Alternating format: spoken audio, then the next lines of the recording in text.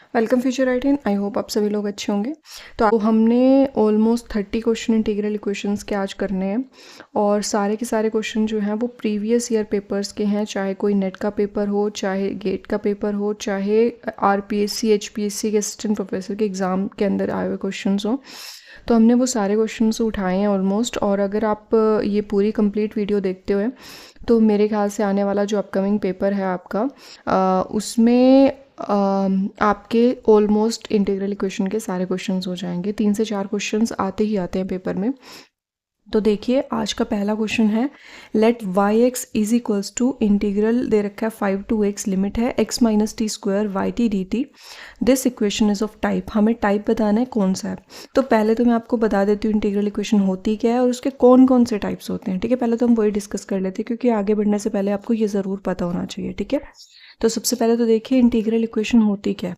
तो कोई भी इक्वेशन, उसको आप इंटीग्रल इक्वेशन कब बोलोगे, अगर आपके पास एक अननोन फंक्शन है, मैंने कंसीडर कर लिया वाई एक्स। ठीक है, अगर आपको इंटीग्रल के अंदर ये अननोन फंक्शन दिख जाए, ठीक है, मतलब कोई भी इक्वेशन दे रखी है उसके अंदर इंटीग्रल तो ऑब्वियसली होगा, इंटीग्रल इक्वेशन है। तो अगर उस इंटीग्रल के अंदर आपको अननोन फंक्शन दिख जाए तो उस इक्वेशन को हम इंटीग्रल इक्वेशन बोलते हैं। ठीक है, जैसे ये इक्वेशन दे रखी है, इस इक्वेशन में अगर मैं देखूं तो वाई टी जो है एक अननोन, तो एक अननोन फंक्शन की वैल्यू अगर इंटीग्रल के अंदर दे रखी है तो that means that equation is known as integral equation. ठीक है, ये क्लियर हुआ। उसके बाद इंटीग्रल इक्वेशन के टाइप्स। अब टाइप्स ना 3 तरीके से हम देखते हैं इंटीग्रल इक्वेशन के। पहला तो टाइप है लिमिट ऑफ इंटीग्रेशन के बेसिस पे। लिमिट के बेसिस पे ये 2 टाइप का होता है। पहला होता है वोल्टेरा एंड सेकंड होता है फ्रेडलहोम। ठीक है, अब इन दोनों का मतलब क्या है। वोल्टेरा वी से शुरू है, मतलब वेरिएबल, वेरिएबल भी वी से शुरू होता है, तो आप ऐसे याद रख सकते हो। मतलब लिमिट ऑफ इंटीग्रेशन के अंदर अगर वेरिएबल टर्म दे रखी हो, like a x to b x आपको दे रखी हो, 0 to x ले सकते हो, 1 to x ले सकते हो, राइट। मतलब अगर आपके पास इंटीग्रेशन के अंदर आपको लिमिट ऑफ इंटीग्रेशन के अंदर अगर कोई भी वेरिएबल टर्म दिखे तो that means that equation is known as Volterra integral equation. Fredholm अगर वेरिएबल ना हो, ठीक है, मतलब लिमिट कांस्टेंट हो, जैसे ये ले सकते हैं 0 to 1, 0 से हाफ, 1 से 2, तो इस टाइप की इंटीग्रल इक्वेशन को बोला जाएगा फ्रेडलहोम इंटीग्रल इक्वेशन। ठीक है, और ये तो मैंने बता ही दिया कि अननोन फंक्शन आपको इंटीग्रेशन के साइन के अंदर दिखना चाहिए। ठीक है, ये होगा लिमिट ऑफ इंटीग्रेशन के बेसिस पे। उसके बाद जो जर्नल फॉर्म होती है ना इंटीग्रल इक्वेशन की, वो होती है y x is equals to f x plus lambda. Integration कुछ भी हो सकती है, मैं a x to b x मान रही हूँ, यहाँ पे कॉन्स्टेंट भी हो सकती है, वो आप देख लीजिएगा। K of x t y t d t, यहाँ पे अगर वाई अननोन है तब, ठीक है, अगर y अननोन है तब की बात है। जो अननोन फंक्शन यहाँ है वही मैंने यहाँ पे लिया है। ठीक है, तो पहला तो बेसिस बता दिया, लिमिट है। दूसरा fx के ऊपर बेसिस होगा, मतलब अगर fx की वैल्यू 0 होगी तो इक्वेशन को बोल दिया जाएगा होमोजीनियस, और अगर fx होगी नॉन ज़ीरो तो इक्वेशन को बोल दिया जाएगा नॉन होमोजीनियस। तो मतलब होमोजीनिटी डिपेंड करेगी इस f पे। अब थर्ड में पढ़ती हूँ कि अगर वाई एक्स के साथ कोई एक यहाँ पे फंक्शन मल्टीप्लाई में है एक्स का, फाई ऑफ एक्स। अब 1 है, 1 को मैं एक्स की पावर 0 लिख सकती हूँ। तो अगर ये अल्फ़ा मेरे पास 0 हो गया तो इस इक्वेशन को मैं बोलूँगी फर्स्ट काइंड की इक्वेशन। अगर इस अल्फ़ा की वैल्यू नॉन ज़ीरो होगी, ज़्यादातर अल्फ़ा 1 लिया जाता है यहाँ पे, ठीक है, पर ले हम कुछ भी सकते हैं, बट अल्फ़ा नॉन ज़ीरो होना चाहिए। तो उस वैल्यू को, उस इक्वेशन को मैं बोलूँगी सेकंड काइंड की इंटीग्रल इक्वेशन।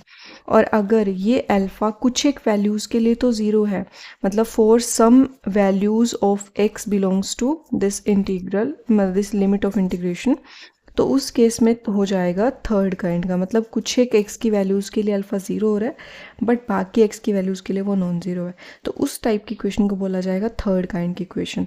तो 3 तरह के हमने इंटीग्रल इक्वेशन के टाइप्स पढ़े। एक तो लिमिट ऑफ इंटीग्रेशन के बेसिस पे, दूसरा एफ के बेसिस पे, और थर्ड अल्फ़ा के बेसिस पे।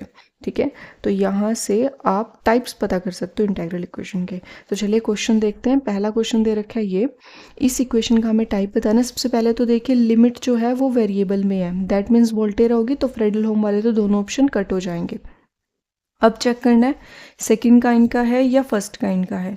अब अगर ये होमोजीनियस भी पूछा होता तो देखिए यहाँ पे y(x = f(x) नहीं है, 0 है, दैट मीन्स ये होमोजीनियस है, नॉन होमोजीनियस नहीं है। ठीक है, तो ये भी आप चेक कर सकते हो, ये होमोजीनियस इक्वेशन है। अब first kind and second kind के लिए अगर मैं यहाँ देखूँ अल्फा 1 दे रखा है, नॉन जीरो क्वांटिटी है, मतलब सेकंड काइंड हो जाएगा, तो फर्स्ट काइंड वाला ऑप्शन गलत हो जाएगा और सेकंड काइंड वाला ऑप्शन ट्रू हो जाएगा। ठीक है, अब सेकंड प्रॉब्लम के अंदर देखिए क्या दे रखा है, इनमें से चारों में से बताना है कौन सी इक्वेशन फ्रेडल-होम इंटीग्रल इक्वेशन को रिप्रेजेंट करेगी और फर्स्ट काइंड। फ्रेडल-होम का मतलब लिमिट कांस्टेंट, तो जिसमें 0 to x दे रखी है, दोनों ऑप्शन कट गए, a to x and 0 to x वाले, क्योंकि वेरिएबल हो गया, दोनों कट जाएंगे। अब इन दोनों में देखना है integral equation of first kind. First kind के लिए क्या चेक करना होता है, अल्फा की वैल्यू क्या हो, 0 हो। तो इस केस में अगर मैं देखूँ यहाँ पे देखिए फंक्शन phi(x) बोल रखा है इन्होंने। ठीक है, मतलब जो अननोन फंक्शन है वो phi है, phi यहाँ प्रेजेंट है, phi यहाँ प्रेजेंट है, और phi के साथ अल्फा 1 प्रेजेंट है, तो मतलब ये तो सेकंड काइंड की होगी। तो ऑप्शन क्या आएगा, ये, क्योंकि अगर इसको ध्यान से देखूँ तो phi y यहाँ है अननोन फंक्शन, लेकिन यहाँ पे phi(x) प्रेजेंट नहीं है, मतलब अल्फा 0 हो रहा होगा तभी phi(x) नहीं है ना, तो दैट मीन्स ये ऑप्शन हमारा करेक्ट हो जाएगा। ठीक है, अब थर्ड इक्वेशन की तरफ मूव करते हैं। थर्ड क्वेश्चन क्या है, the integral equation corresponding to this differential equation. ये डिफरेंशियल इक्वेशन दे रखी है, इसके कोरस्पॉन्ड हमें बताना है कौन सा ऑप्शन ट्रू होगा, मतलब इस डिफरेंशियल इक्वेशन को सोल्व करके कौन सी इंटीग्रल इक्वेशन हमारे पास आनी है। ठीक है, अब एक चीज़ मैं आपको बता दूँ, कई क्वेश्चंस में ना आप एक शॉर्ट ट्रिक लगा सकते हो, क्योंकि कई बार कैसा होता है, जैसे यहाँ पे तो अगर मैं देखूँ तो चारों इक्वेशंस वोल्टेरा टाइप की हैं। ठीक है, पर कई बार ऐसा होता है ऑप्शन में वोल्टेरा ना दे के फ्रेडल-होम दे दिया जाए, तो दो ऑप्शन तो आप वहीं से एलिमिनेट कर पाओगे, राइट। तो ये चीज़ आपको ध्यान रखनी है, जब भी आपके पास कोई इनिशियल वैल्यू प्रॉब्लम आपको गिवन होगी ना, इनिशियल वैल्यू प्रॉब्लम का मतलब क्या है कि अगर किन्हीं दो इनिशियल मतलब किसी एक इनिशियल पॉइंट पे कंडीशंस दे रखी होंगी, जैसे यहाँ पे 0 पे दे रखी हैं, ठीक है, तो उस टाइप की प्रॉब्लम को, मतलब इनिशियल वैल्यू प्रॉब्लम को आप सिर्फ और सिर्फ वोल्टेरा में कन्वर्ट कर पाओगे। ठीक है, और अगर बाउंड्री वैल्यू प्रॉब्लम हुई, मतलब 0 पे या किसी और वैल्यू पे, जैसे y(0) दे देते, y(1) दे देते हैं ना, मतलब बाउंड्रीज पे अगर वैल्यू दी होती है तो उसको बोलते हैं बाउंड्री वैल्यू प्रॉब्लम, और बाउंड्री वैल्यू प्रॉब्लम हमेशा कन्वर्ट होती है फ्रेडल-होम में। तो ये चीज़ आपको ध्यान रखनी है कि कोई भी इनिशियल वैल्यू प्रॉब्लम होगी उसको आप हमेशा वोल्टेरा में कन्वर्ट कर पाओगे, और अगर बाउंड्री वैल्यू प्रॉब्लम दे रखी होगी तो उसको हमेशा फ्रेडल-होम में कन्वर्ट कर पाओगे। अब हाउ टू कन्वर्ट वो मैं आपको सिखा देती हूँ। तो जैसे इक्वेशन दे रखी है मेरे को, ये y" plus xy' plus y equals to 0, तो ले लेते हैं y" plus xy' plus y equals to 0। तो इंटीग्रल इक्वेशन में कन्वर्ट करने के लिए आपको एक वैल्यू कंसीडर करनी है, y" को u। ठीक है, y" को u कंसीडर करा, तो अब इस इक्वेशन को कन्वर्ट करने के लिए यहाँ पे तो u मैं पुट कर दूंगी, बट मेरे को y' और y की वैल्यू चाहिए, तो वो मैं यहाँ से फाइंड कर लूँगी। वो कैसे फाइंड करूँगी, देखिए यहाँ पे ना इंटीग्रेशन कर दीजिए, और लिमिट आपको लेनी है, इनिशियल वैल्यू जैसे 0 दे रखी है, अपर लिमिट आपको x लेनी है और इनिशियल वैल्यू 0 लेनी है, तो क्या हो जाएगा 0 to x y" equals to integration 0 to x u t के विद रिस्पेक्ट टू कर लो। ठीक है, तो यहाँ पे क्या हो जाएगा, y" की करेंगे तो y' आएगा और t में आएगा, और उसके बाद लिमिट्स रिप्लेस करेंगे तो y' माइनस y' 0 आ जाएगा। ठीक है, और इक्वल में यहाँ पे एज इट इज़ रखो अभी। उसके बाद क्या होगा, y' की वैल्यू आ जाएगी, y' 0 तो दे रखा है कंडीशन 0, तो ये तो खत्म ही हो गया, तो इसकी वैल्यू आ गई 0 to x u dt। इसकी वैल्यू भी हम यहाँ पुट कर सकते हैं, तो ये बन जाएगा x integration 0 to x u dt। ठीक है, अब सिर्फ y की वैल्यू फाइंड करनी रहेगी। y की वैल्यू यहाँ से दोबारा इंटीग्रेशन कर दो, तो ये तो बनेगा yx माइनस y0, और यहाँ से क्या हो जाएगा, डबल टाइम इंटीग्रेशन हो जाएगी u dt। ठीक है, 0 to x and 0 to x। अब मैं आपको एक बात बता दूँ, इस टाइप की इंटीग्रल वैल्यू को सॉल्व करने के लिए हम एक रूल यूज़ करते हैं, लिबनिट्ज़ रूल। ठीक है, लिबनिट्ज़ रूल जो है वो डिफरेंशिएशन के लिए भी होता है, इंटीग्रेशन के लिए भी होता है। यहाँ पे हम इंटीग्रेशन वाला यूज़ करेंगे क्योंकि यहाँ पे डेरिवेटिव तो कहीं भी नहीं दिखाई दे रहा। ठीक है, तो उसके लिए मैं आपको एक रूल बता देती हूँ, वो रूल आपको थोड़ा सा ध्यान रखना है क्योंकि मोस्टली प्रॉब्लम्स में यूज़ होगा। ठीक है, तो देखिए लिबनिट्ज़ रूल क्या कहता है, अगर आपको ऐसी कोई वैल्यू दे रखी है जिसकी n टाइम्स इंटीग्रेशन आपको दे रखी है सेम लिमिट्स पे, n times limit, n times integration. ठीक है, यहाँ पे आपको कोई फंक्शन दे रखा है, जैसे यही मान लो u t dt मान लो। ठीक है, उस टाइप के फंक्शन के लिए आपको क्या करना है, देखिए लिमिट्स मान लो मैं 0 to x ही मान रही हूँ। ठीक है। अगर इस टाइप की आपको कोई भी वैल्यू दे रखी हो तो उसका जो सोल्यूशन बनता है वो बनता है 1/n-1 फैक्टोरियल, मतलब जितनी बार इंटीग्रेशन दे रखी होगी उससे कम, ठीक है। और यहाँ पे आता है लिमिट एक बार, यहाँ पे n टाइम्स थी, यहाँ पे हम एक बार ले लेंगे, सेम लिमिट रहेगी, सेम इंटीग्रेशन की लिमिट्स लेनी है। उसके बाद यहाँ पे होता है x minus t raise to the power n-1 होगा, और जो भी फंक्शन है वो एज इट इज़ आएगा, ठीक है। So this is Leibniz rule of integration. So यहाँ पे हमें क्या दे रखा है, double time integration 0 to x दे रखी है, और यहाँ पे वैल्यू दे रखी है ut dt। तो ये क्या हो जाएगा, 1/2-1 that means 1 factorial integration 0 to x minus t raise to the power 1 ut dt, मतलब वैल्यू कितनी आ गई, 0 to x ut sorry x minus t ut dt। So इस वैल्यू का यूज़ हम कर लेंगे यहाँ पे। तो ये क्या हो गया, yx और y0 हमें कितना दे रखा है 1, तो यहाँ पे 1 हो गया equals to 0 to x minus t u dt, ठीक है। ये वैल्यू आ गई। तो yx की वैल्यू भी मिल गई, y डैश की और y डबल डैश की तो ऑलरेडी पुट कर चुके थे। तो यहाँ से क्या हो गया, u plus x integration 0 to x u dt, और यहाँ पे प्लस का 1 plus 0 to x minus t u dt equals to 0, ठीक है। अब यहाँ से ये वाली वैल्यू और ये वाली वैल्यू तो कंबाइन हो जाएगी, तो क्या आ जाएगा, u plus 1 plus integration 0 to x, ठीक है, और यहाँ से x और यहाँ से x माइनस टी इंटू में u dt इक्वल्स टू 0। सो यहाँ से u की वैल्यू क्या आ जाएगी, माइनस का 1 माइनस का 0 to x 2x minus t u dt। अब ऐसा जो सॉल्यूशन है कौन सी इक्वेशन में, कौन से ऑप्शन में दे रखा है वो हम चेक कर लेते हैं।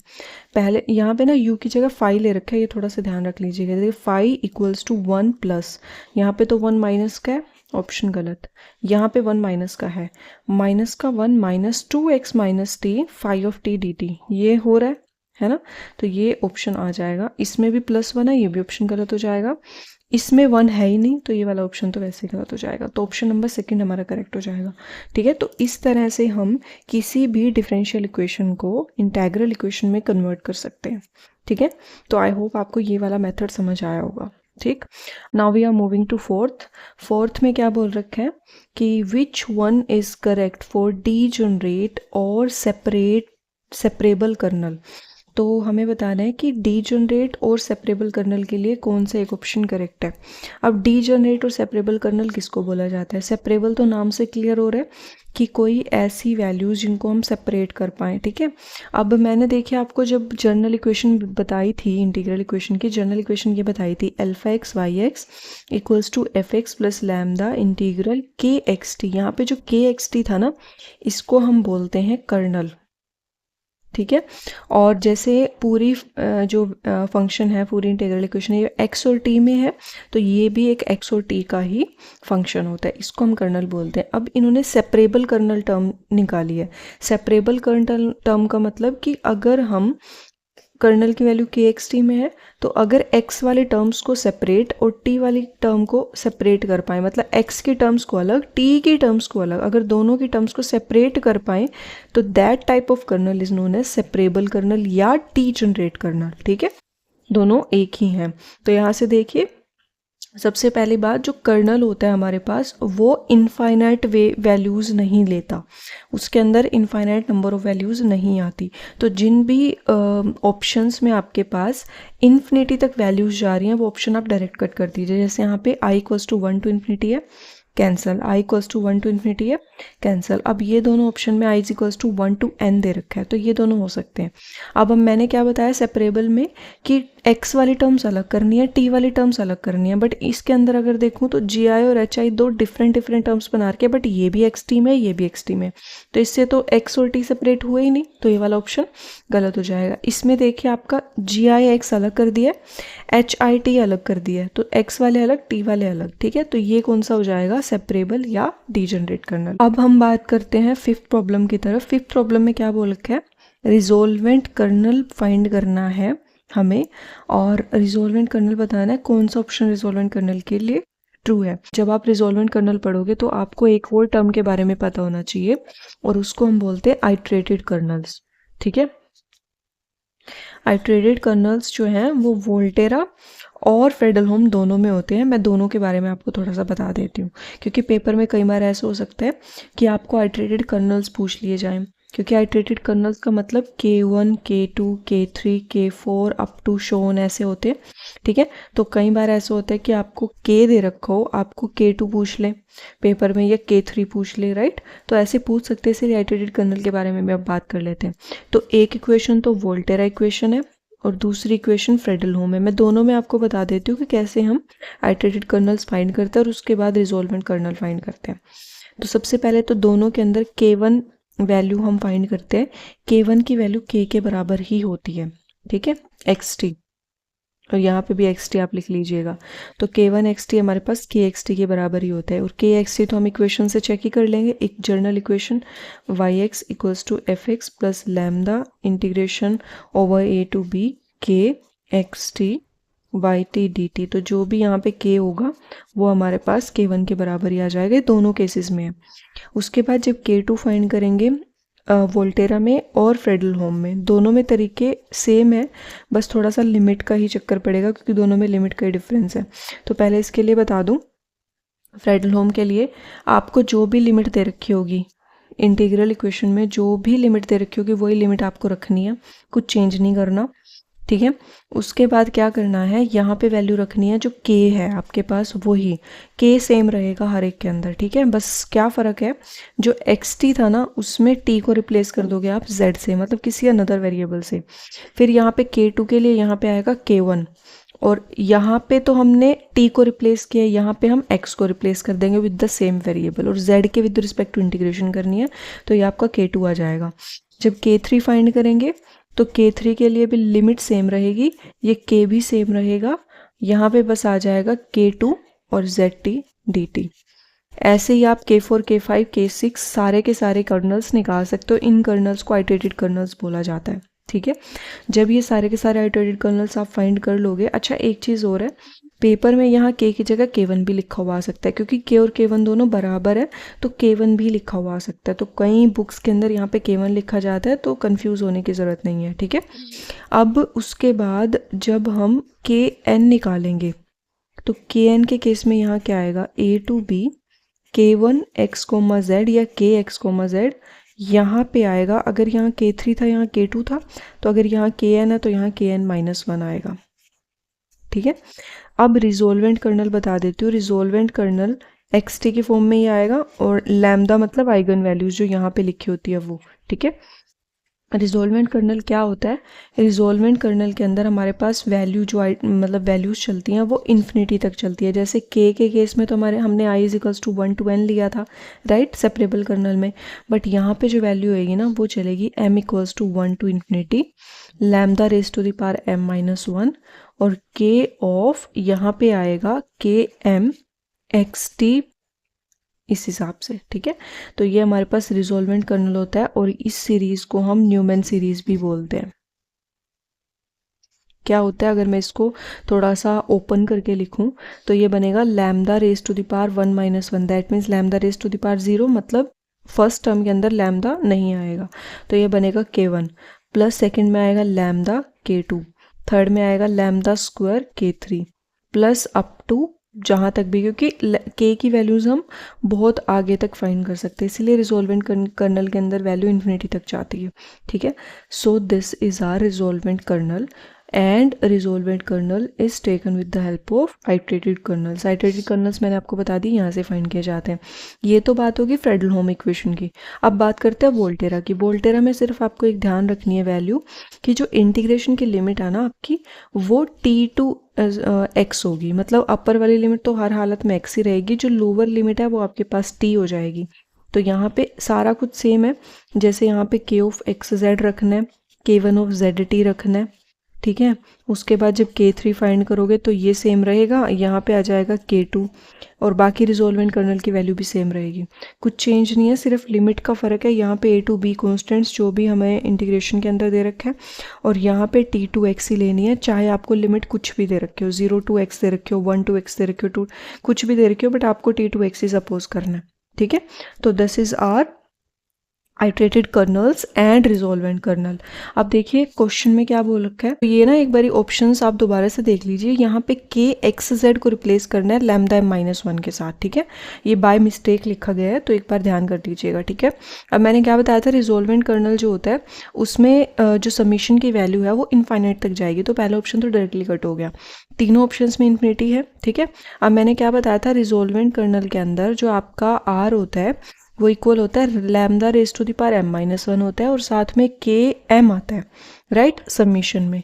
तो यहाँ पे जहाँ भी ऑप्शन में यहाँ पे एम माइनस वन दे रखा है तो ये ऑप्शन डायरेक्ट कट हो जाएगा। इस वाले ऑप्शन में भी एम माइनस वन दे रखा है, ये भी कट हो जाएगा।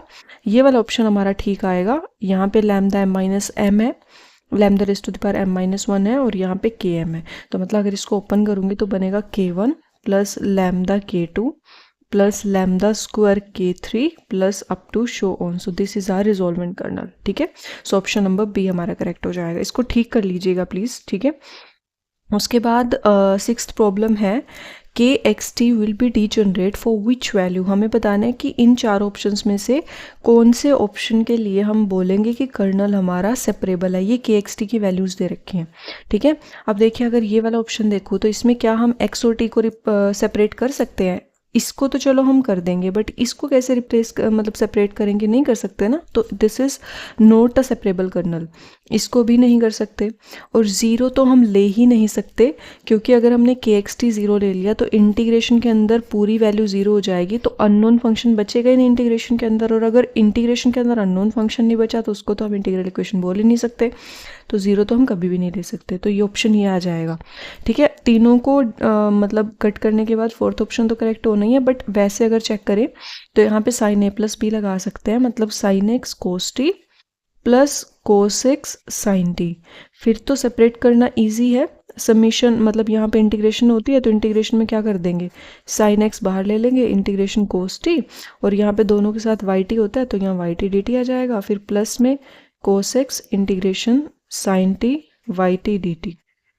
तो ऐसे हम सेपरेट कर सकते हैं। So this is a degenerate और सेपरेबल कर्नल। हाँ जी, तो सेवेंथ प्रॉब्लम में क्या बोल रखा है, find eigen value of this integral equation. Integral equation दे रखी है ये। एक चीज़ ध्यान रख लीजिएगा, आइगन वैल्यूज़ आप फ्रेडलहोम में फाइंड करते हो, वोल्टेरा में आप आइगन वैल्यूज़ नहीं फाइंड करते हो, ठीक है। तो अगर पेपर में ये भी क्वेश्चन आया कि वोल्टेरा इंटीग्रल इक्वेशन की आइगन वैल्यूज़ कितनी होती हैं, तो वहाँ पे आप बोलोगे कि कोई भी eigen value Volterra integral equation में एग्जिस्ट नहीं करती, तो उसका आंसर नो आ जाएगा। ये भी इंपॉर्टेंट बात है, वो भी आप लिख लीजिएगा, ठीक है। तो आइगन वैल्यू सिर्फ और सिर्फ फ्रेडलहोम में आप फाइंड कर पाओगे। तो ये फ्रेडलहोम इंटीग्रल इक्वेशन ही दे रखी है। यहाँ से हम आइगन वैल्यूज़ देखिए कैसे फाइंड करते हैं।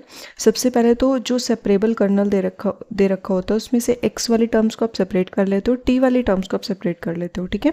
पहले मैं जनरल मेथड आपको बता रही हूँ, उसके बाद हम शॉर्टकट पे भी जाएंगे। तो जनरल वैल्यू के लिए मैंने पहले जो इक्वेशन मानी है इसमें से एक्स और टी को मैंने सेपरेट कर लिया। क्या बनेगा देखिए, यहाँ से इक्वेशन है y x equals to lambda integration 0 से 1 e raise to the power x minus t y t t t. So equation हमारे पास ये है, ठीक है।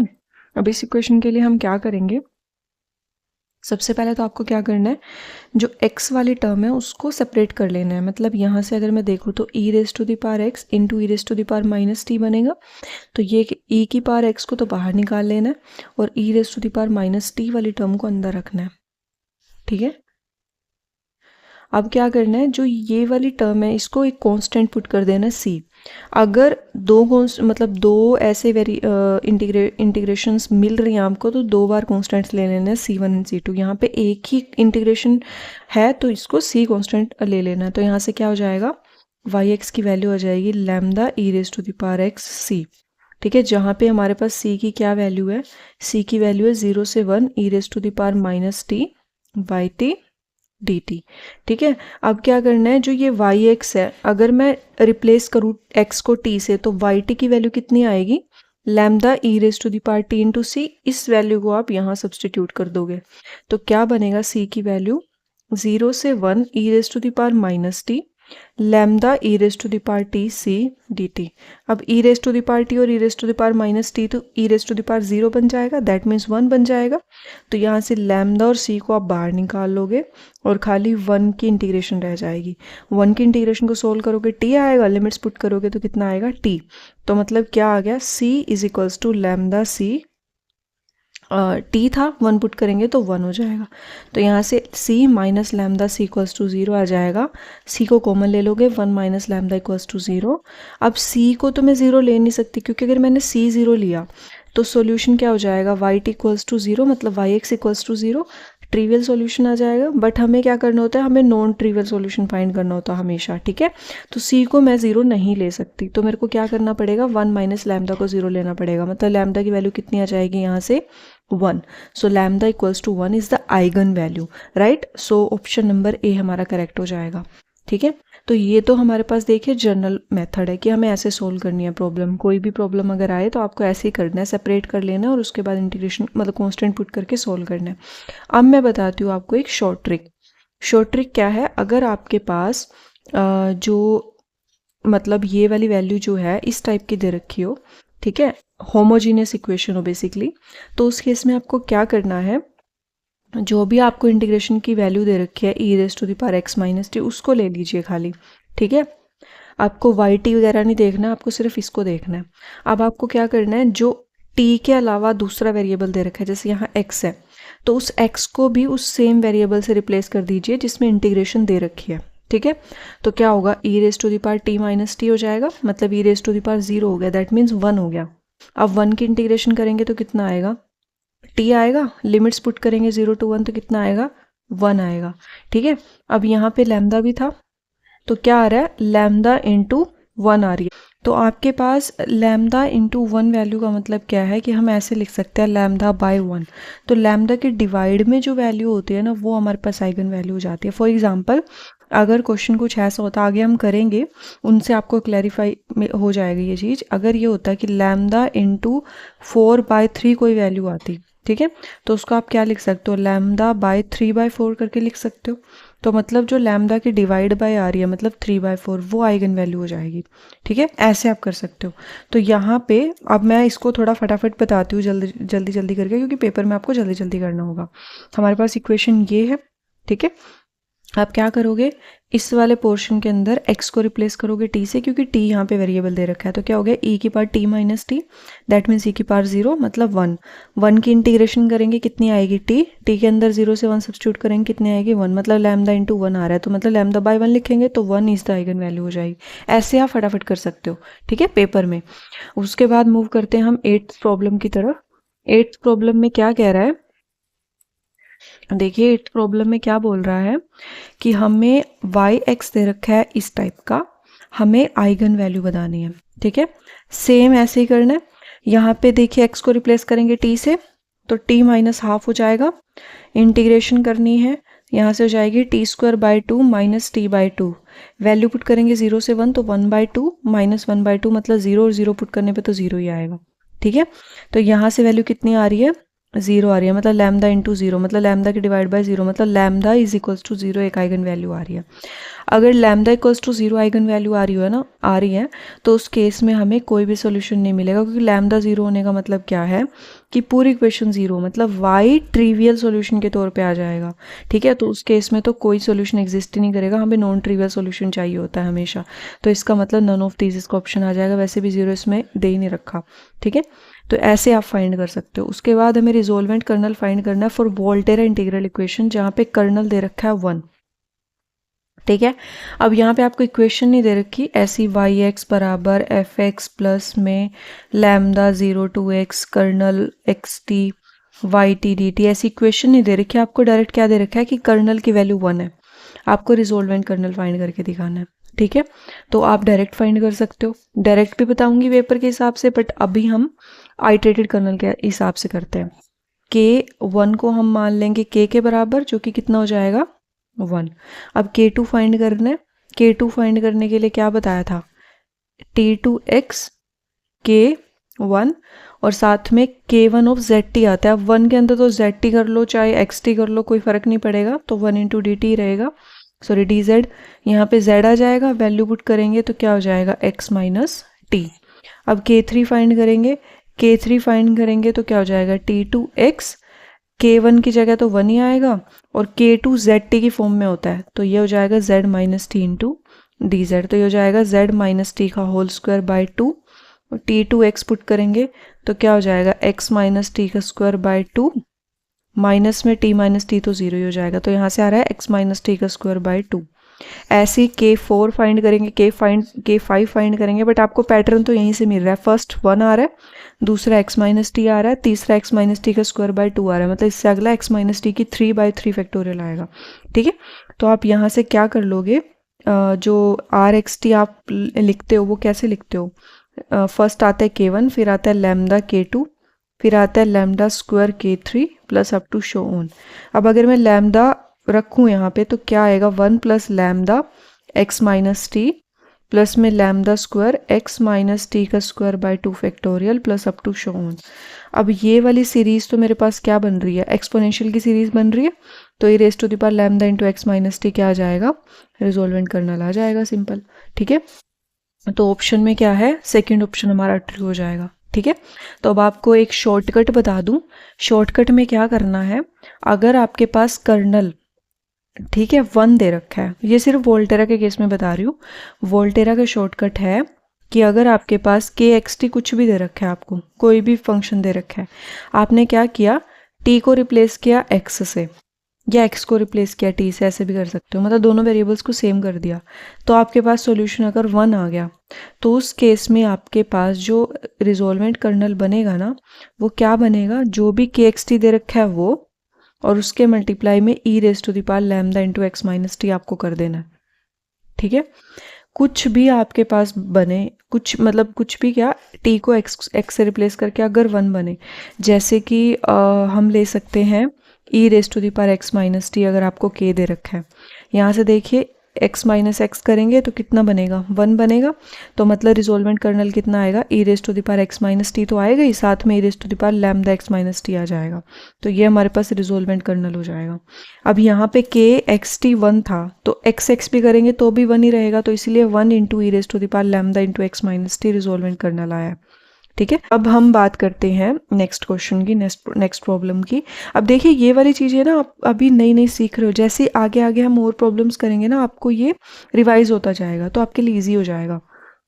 10th प्रॉब्लम में क्या दे रखा है, रिजोल्वेंट कर्नल फाइंड करना है फ्रेडलहोम इंटीग्रल इक्वेशन के लिए अगर कर्नल 1 हो और लिमिट दे रखी हो 0 से 1। अब हमने क्या करा था, वोल्टेरा इंटीग्रल के लिए उसमें आया था e raise to the power lambda x minus t.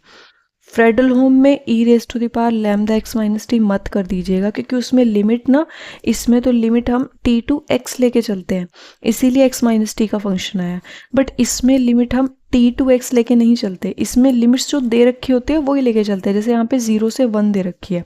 ठीक है, तो आंसर कुछ और आएगा, तो ये भी ध्यान रखना है, वोल्टेरा और फ्रेडलहोम दोनों डिफरेंट हैं। अब देखिए मैं आपको बता देती हूँ कि अगर फ्रेडलहोम है, लिमिट दे रखी है 0 से 1, k1 को तो मानेंगे k के बराबर ही, राइट, तो k1 तो कितना हो जाएगा, 1 ही हो जाएगा, क्योंकि k हमें 1 दे रखा है। ठीक है, तो k2 कितना आएगा, 0 से 1, k1 की वैल्यू और सॉरी k की वैल्यू और k1 की वैल्यू, dz के विद रिस्पेक्ट टू करेंगे 1 ही आना है, क्योंकि z करेंगे इंटीग्रेशन की लिमिट पुट करेंगे तो 1 ही आना है।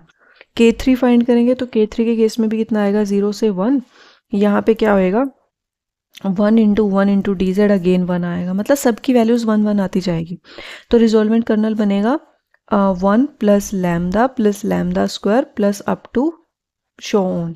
ये तो हमारे पास एक जीपी सीरीज बन रही है जिसका कॉमन रेशो लैम्डा है, तो यहाँ से तो क्या आएगा, सम कितना आएगा, a बाय 1 माइनस आर आता है ना, तो 1 बाय 1 माइनस लैम्डा हो जाएगा, तो रिजोल्वेंट कर्नल की वैल्यू कितनी आ गई, 1 बाय 1 माइनस लैम्डा आ गई। ठीक है, तो रिजोल्वेंट कर्नल हो जाएगा 1 बाय 1 माइनस लैम्डा, मतलब ऑप्शन नंबर सी हमारा करेक्ट हो जाएगा।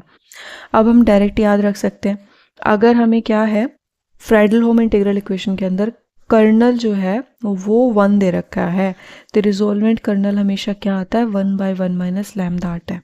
अगर इंटीग्रेशन की लिमिट 0 से 1 है, तो अगर इंटीग्रेशन की लिमिट 0 से कुछ भी चेंज करी, मतलब 0 से a कर दी फॉर एग्जांपल, तो यहाँ पे a आता, यहाँ पे भी a आता, तो यहाँ पे a आता, दोबारा से a स्क्वायर हो जाएगा, है ना। तो यहाँ पे वैल्यू ना ए स्क्वायर इस हिसाब से आती जाएगी। तो उस केस में जो कॉमन रेशियो है वो ए लैम्डा होगा, तो यहाँ पे ए लैम्डा आ जाएगा। ऐसे आपको ध्यान रखना है, मतलब अगर लिमिट 0 से 1 की बजाय 0 से ए हुई, ए यहाँ पे हाफ हो सकता है, 3/4 हो सकता है, 2 हो सकता है, कुछ भी हो सकता है, तो वो यहाँ पे आपको मल्टीप्लाई कर देना है रिजोल्वेंट कर्नल के लिए, ठीक है। So this is our short trick for objective type of question. ये फ्रेडल-होम का हो गया 1/1 minus a into lambda. Limit depend करेगा लिमिट क्या है। अगर यहाँ पे 0 से 2 होती तो 1/1 माइनस 2 लैम्डा आ जाता, ठीक है। अब नेक्स्ट क्वेश्चन है, for homogeneous Fredholm integral equation the eigen value of symmetric kernel. अब एक बात बता दूं, वोल्टेरा में तो आइगन वैल्यूज़ नहीं एग्जिस्ट करती, तो फ्रेडल-होम इसीलिए लिखा हुआ है। तो आइगन वैल्यूज़, अगर पेपर में फ्रेडल-होम लिखा हुआ नहीं आया, ये लिखा हुआ है कि for integral equation the eigenvalues of symmetric kernel are, तब भी यही आंसर आना है, क्योंकि हमें पता है वोल्टेरा के केस में तो आइगन वैल्यूज एग्जिस्ट ही नहीं करती। तो for homogeneous Fredholm integral equation the eigenvalues of symmetric kernel, symmetric kernel का मतलब क्या होता है कि K x t K t x के बराबर हो, ठीक है।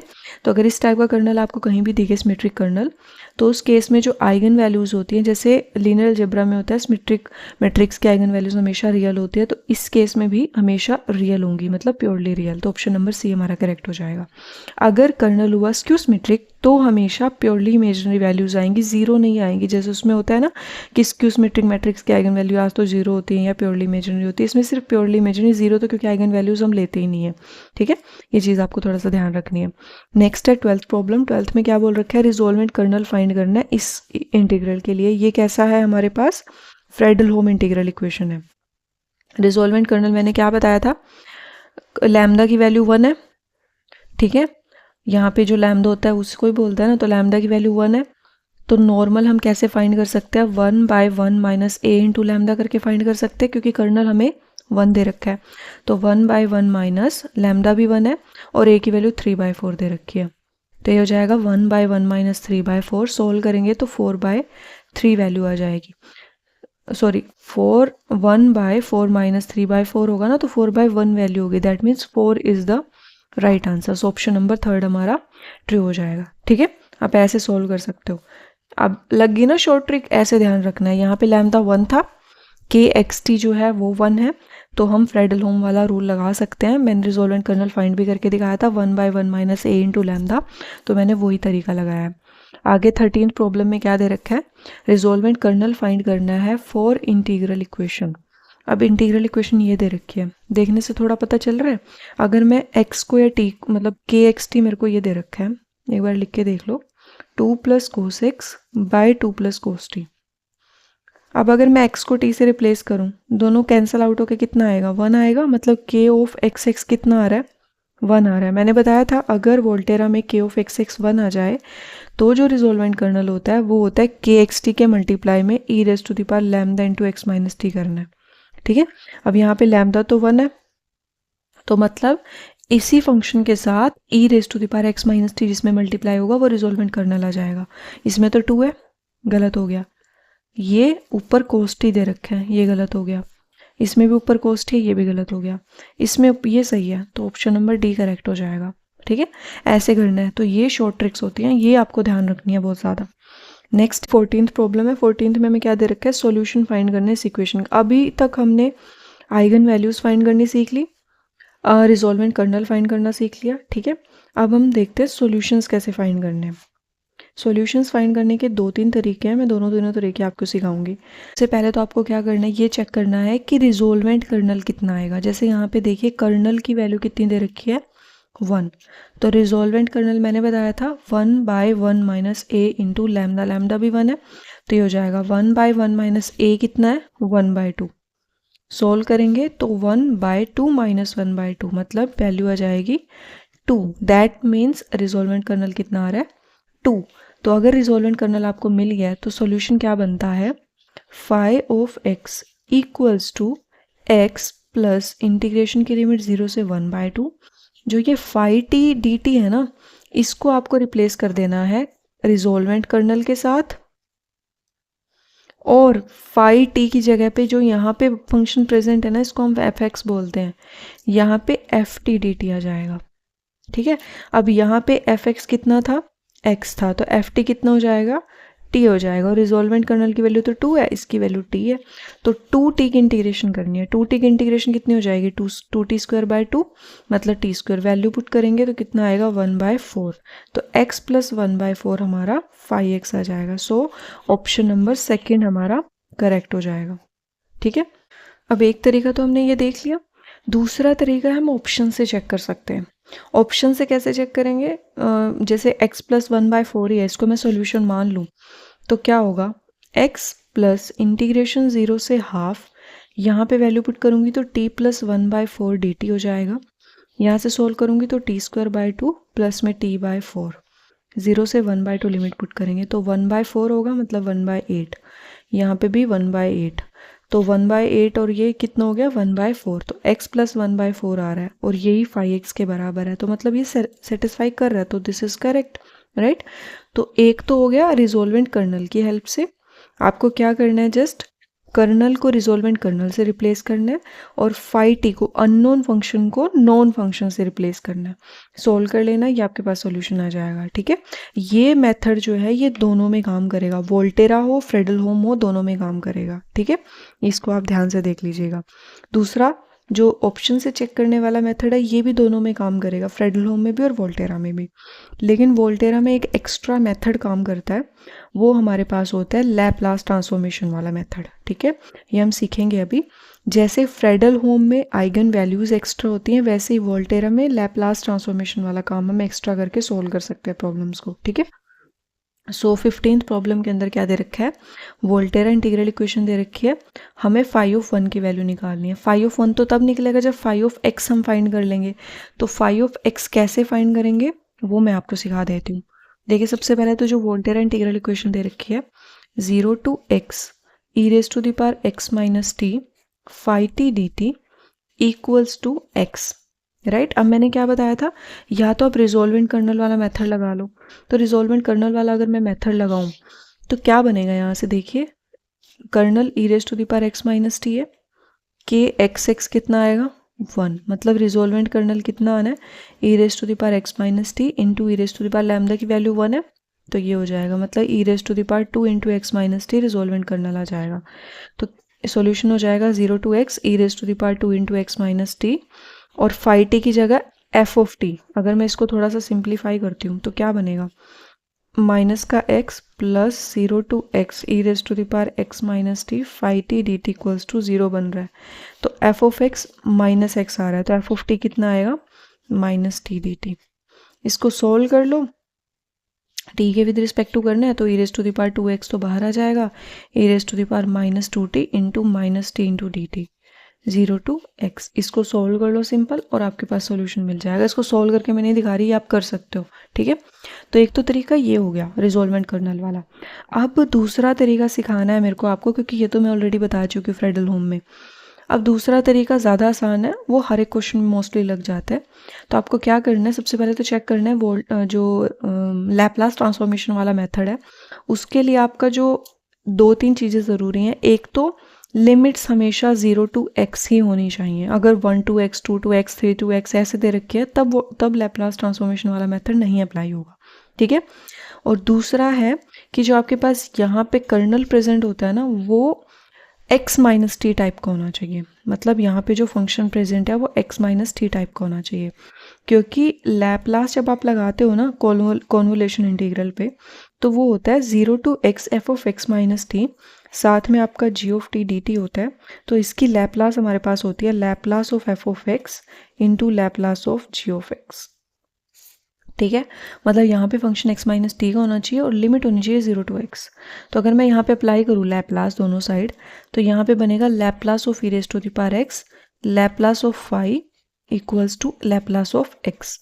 ठीक है, लैप्लास ऑफ e⁻x तो 1/s-1 हो जाएगा, और लैप्लास ऑफ फाई को मैंने मान लिया phi bar. Laplace of x कितना होगा 1/s², तो फाई बार की वैल्यू आ जाएगी s - 1/s²। इसको सेपरेट करेंगे तो 1/s - 1/s² आएगा। अब इन्वर्स ले लो, इन्वर्स लेंगे तो ये फाई में ही कन्वर्ट हो जाएगा। 1/s का जो इन्वर्स होता है वो कितना आएगा 1, और 1 - s² का आ जाएगा x², तो फाई की वैल्यू आ जाएगी 1 - x²। अब फाइव एट 1 निकालेंगे तो कितना आएगा, 1 माइनस 1 0। तो मतलब ऑप्शन नंबर थर्ड हमारा करेक्ट हो जाएगा। ठीक है, ऐसे आप लैप्लास से निकाल सकते हो। अब अगली प्रॉब्लम दे रखी है, if you have integral equation this, ठीक है, then the Laplace of resolvent kernel. Laplace of resolvent kernel क्या होगा? अब ये मैं सोल्व करके नहीं दिखा रही, इसको आप डायरेक्ट याद रख सकते हो। जो रिजॉल्वेंट कर्नल होता है, मतलब लैप्लास ऑफ रिजॉल्वेंट कर्नल मतलब आर एस, वो होता है के एस बाय 1 माइनस के एस। ठीक है, ये आप डायरेक्ट याद रख लो, क्योंकि इसकी जो डेरिवेशन है वो काफ़ी लेंथी है, तो ये आप डायरेक्ट याद रख सकते हो। पेपर में कैसे यूज़ होगा कि जैसे इस क्वेश्चन के अंदर था, इस क्वेश्चन के अंदर kernel of x minus t raise to the power x minus t था, तो रिजॉल्वेंट कर्नल जो होगा वो क्या होगा, के ऑफ एस बाय 1 माइनस के ऑफ एस, राइट। अब यहाँ से तो अगर के ऑफ एक्स देखो तो e raise to the power x आ रहा है, लैप्लास कितना आएगा, 1 बाय एस माइनस 1, तो 1 by S minus 1 divide by 1 minus S minus 1। ठीक है, इसको सोल्व कर लो तो क्या बनेगा, 1 by S minus 1 multiply S minus 1 divided by S minus 2। तो यहाँ से दोनों कैंसिल हो जाएंगे, ये आ जाएगा e raise to the power 2 t, तो रिजॉल्वेंट कर्नल ये आ जाएगा। ठीक है, आप ऐसे कर सकते हो solve to the power 2x में, बट उसके बाद आपको x माइनस टी से भी तो रिप्लेस करना है, तो ये हो जाएगा 2 इंटू एक्स माइनस टी। ये हमारे पास यहाँ से आया था, राइट, तो आप ऐसे भी फाइंड कर सकते हो। ठीक है, तो this is the direct method for finding resolvent kernel if you have K S means Laplace of K. ठीक है, next we are moving to our 17th problem. 17th problem में क्या कहता है कि for integral equation u x equals to this one to have continuous solution in interval this which assumptions are necessary.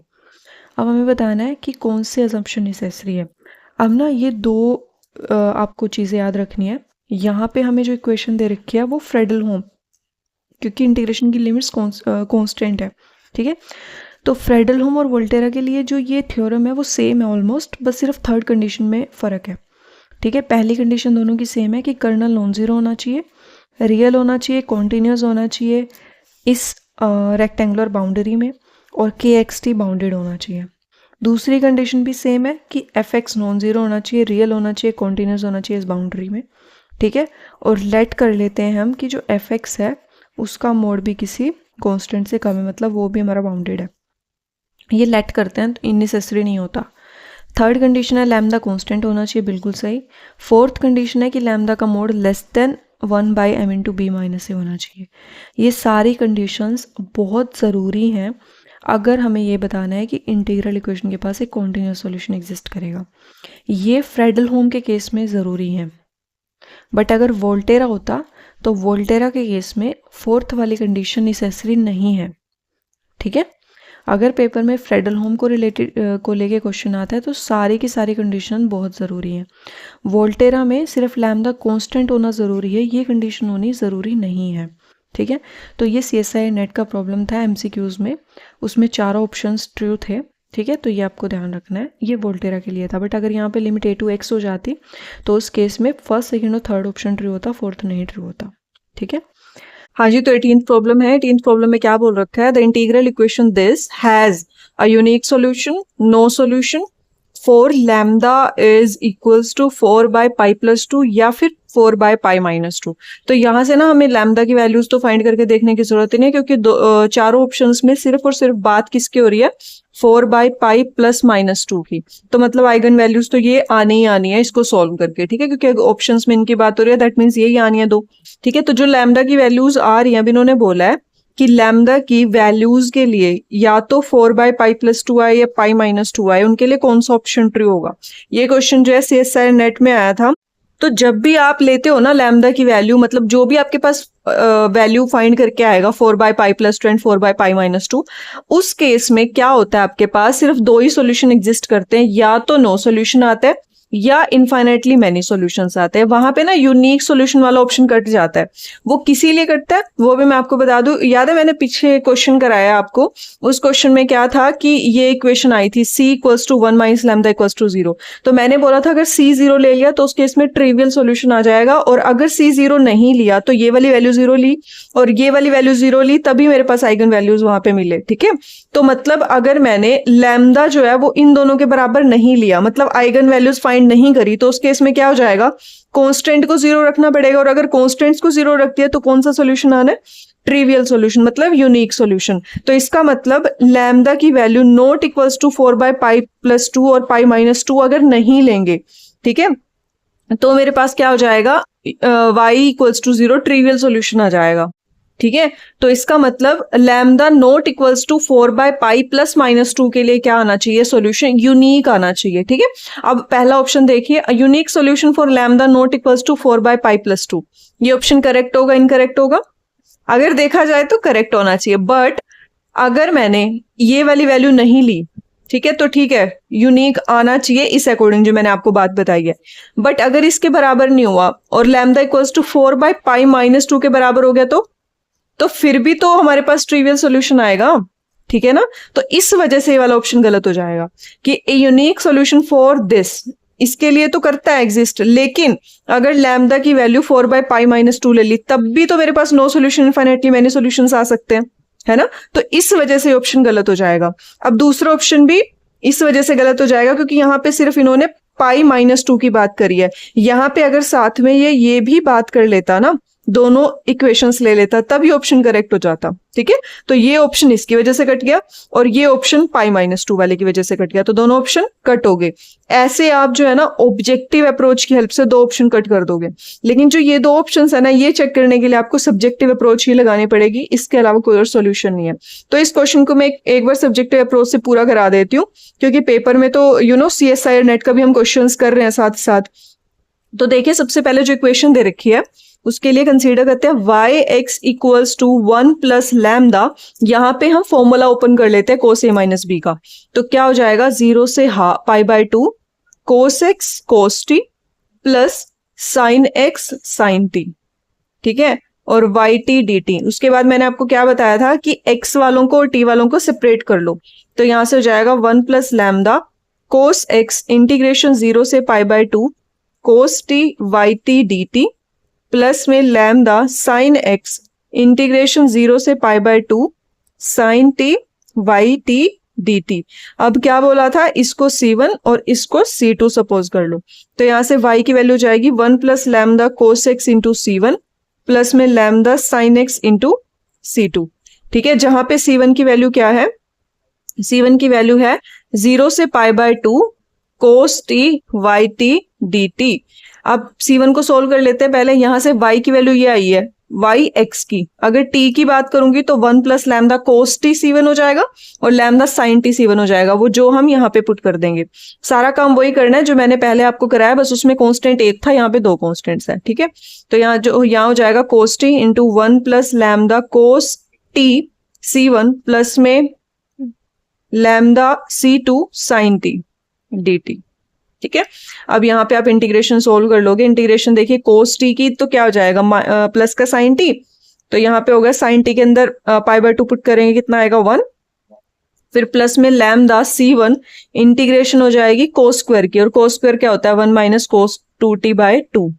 ठीक है, फिर यहाँ पे करेंगे तो लैम्डा C2 इंटीग्रेशन 0 से π/2 sine T cos t d t. ठीक है, अब इसको मैं सोल्व करके दिखा रही हूँ आपको, आप डायरेक्ट लिख सकते हो, मतलब अगर किसी को वैल्यू पता है।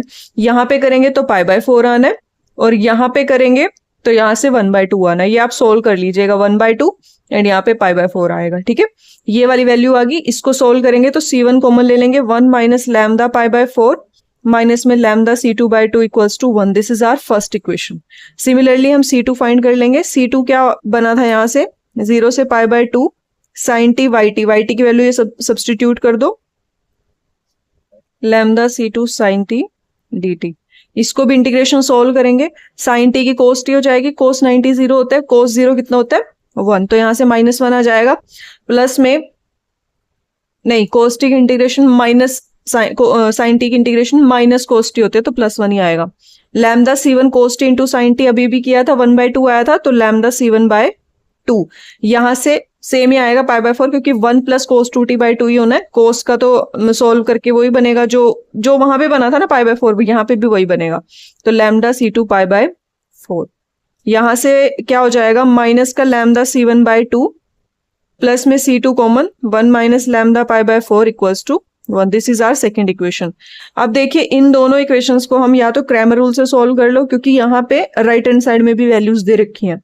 उस केस में left hand right hand side में वैल्यू 0 आती है, बट यहाँ पे हमारे पास 2 कॉन्स्टेंट्स थे इस वजह से, ठीक है।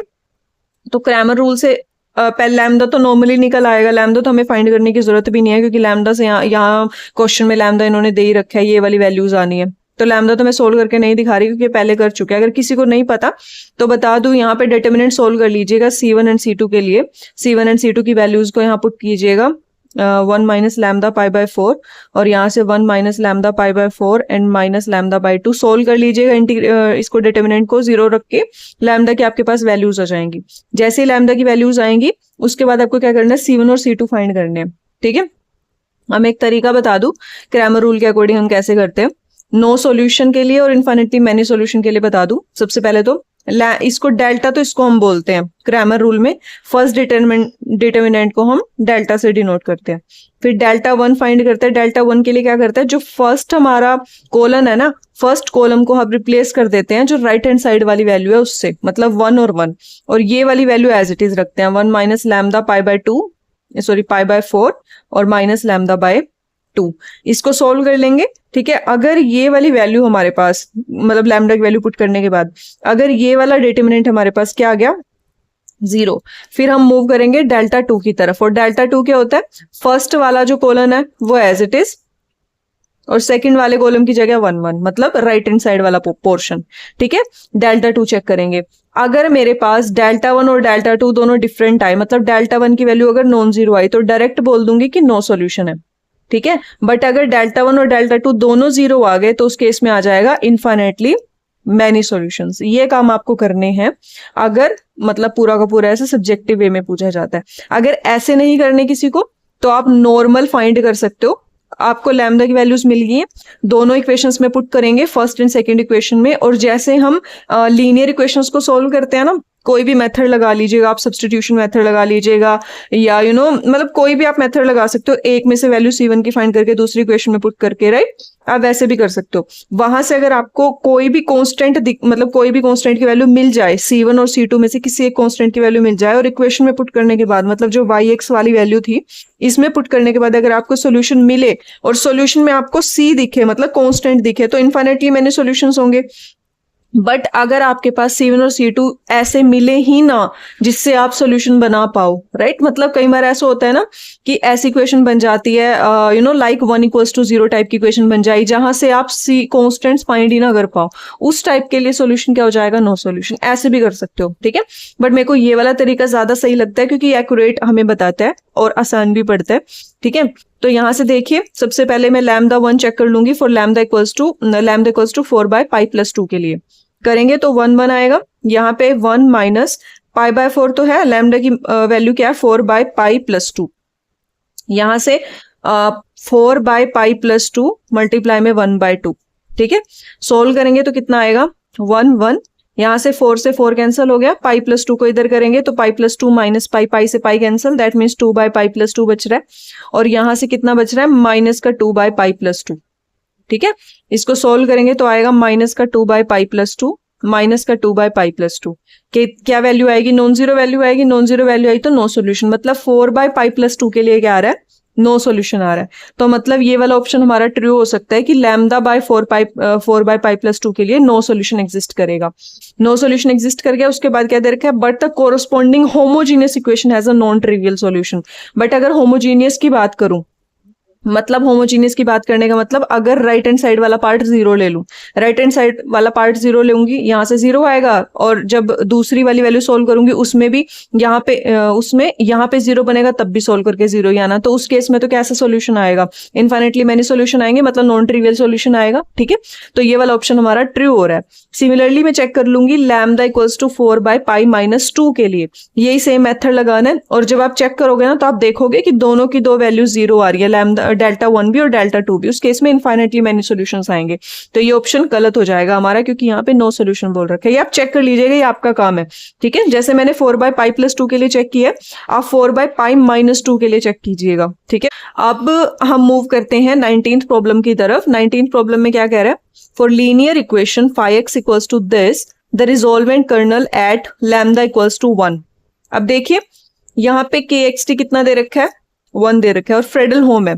फ्रेडल-होम के लिए मैंने रिजोल्वेंट कर्नल का फॉर्मूला क्या बताया आपको, फ्रेडल-होम के लिए जो रिजोल्वेंट कर्नल का फॉर्मूला बताया वो अभी हमने किया था कि रिजोल्वेंट कर्नल का फॉर्मूला होता है फ्रेडल-होम के लिए 1/1 माइनस a इंटू लैम्डा, और a कितना है π/2, तो 1 माइनस a/2, और लैम्डा कितना दे रखा है 1 पे बात कर रखी है 1, सो 1/1/2 दैट मीन्स 2 आ जाएगा। तो रिजोल्वेंट कर्नल कितना आ रहा है 2, ऑप्शन नंबर बी करेक्ट हो जाएगा। ठीक है, डायरेक्ट कर सकते हो अब मैंने शॉर्ट ट्रिक्स बता दी, बट अगर वैसे फाइंड करना है तो वैसे भी फाइंड कर सकते हो। आप k1 को 1 के बराबर ले लो, मतलब k के बराबर, और k2 को फाइंड कर लो 0 से 1/2, 1 इंटू 1 इंटू dz, सोल्व करोगे तो 1/2 आएगा।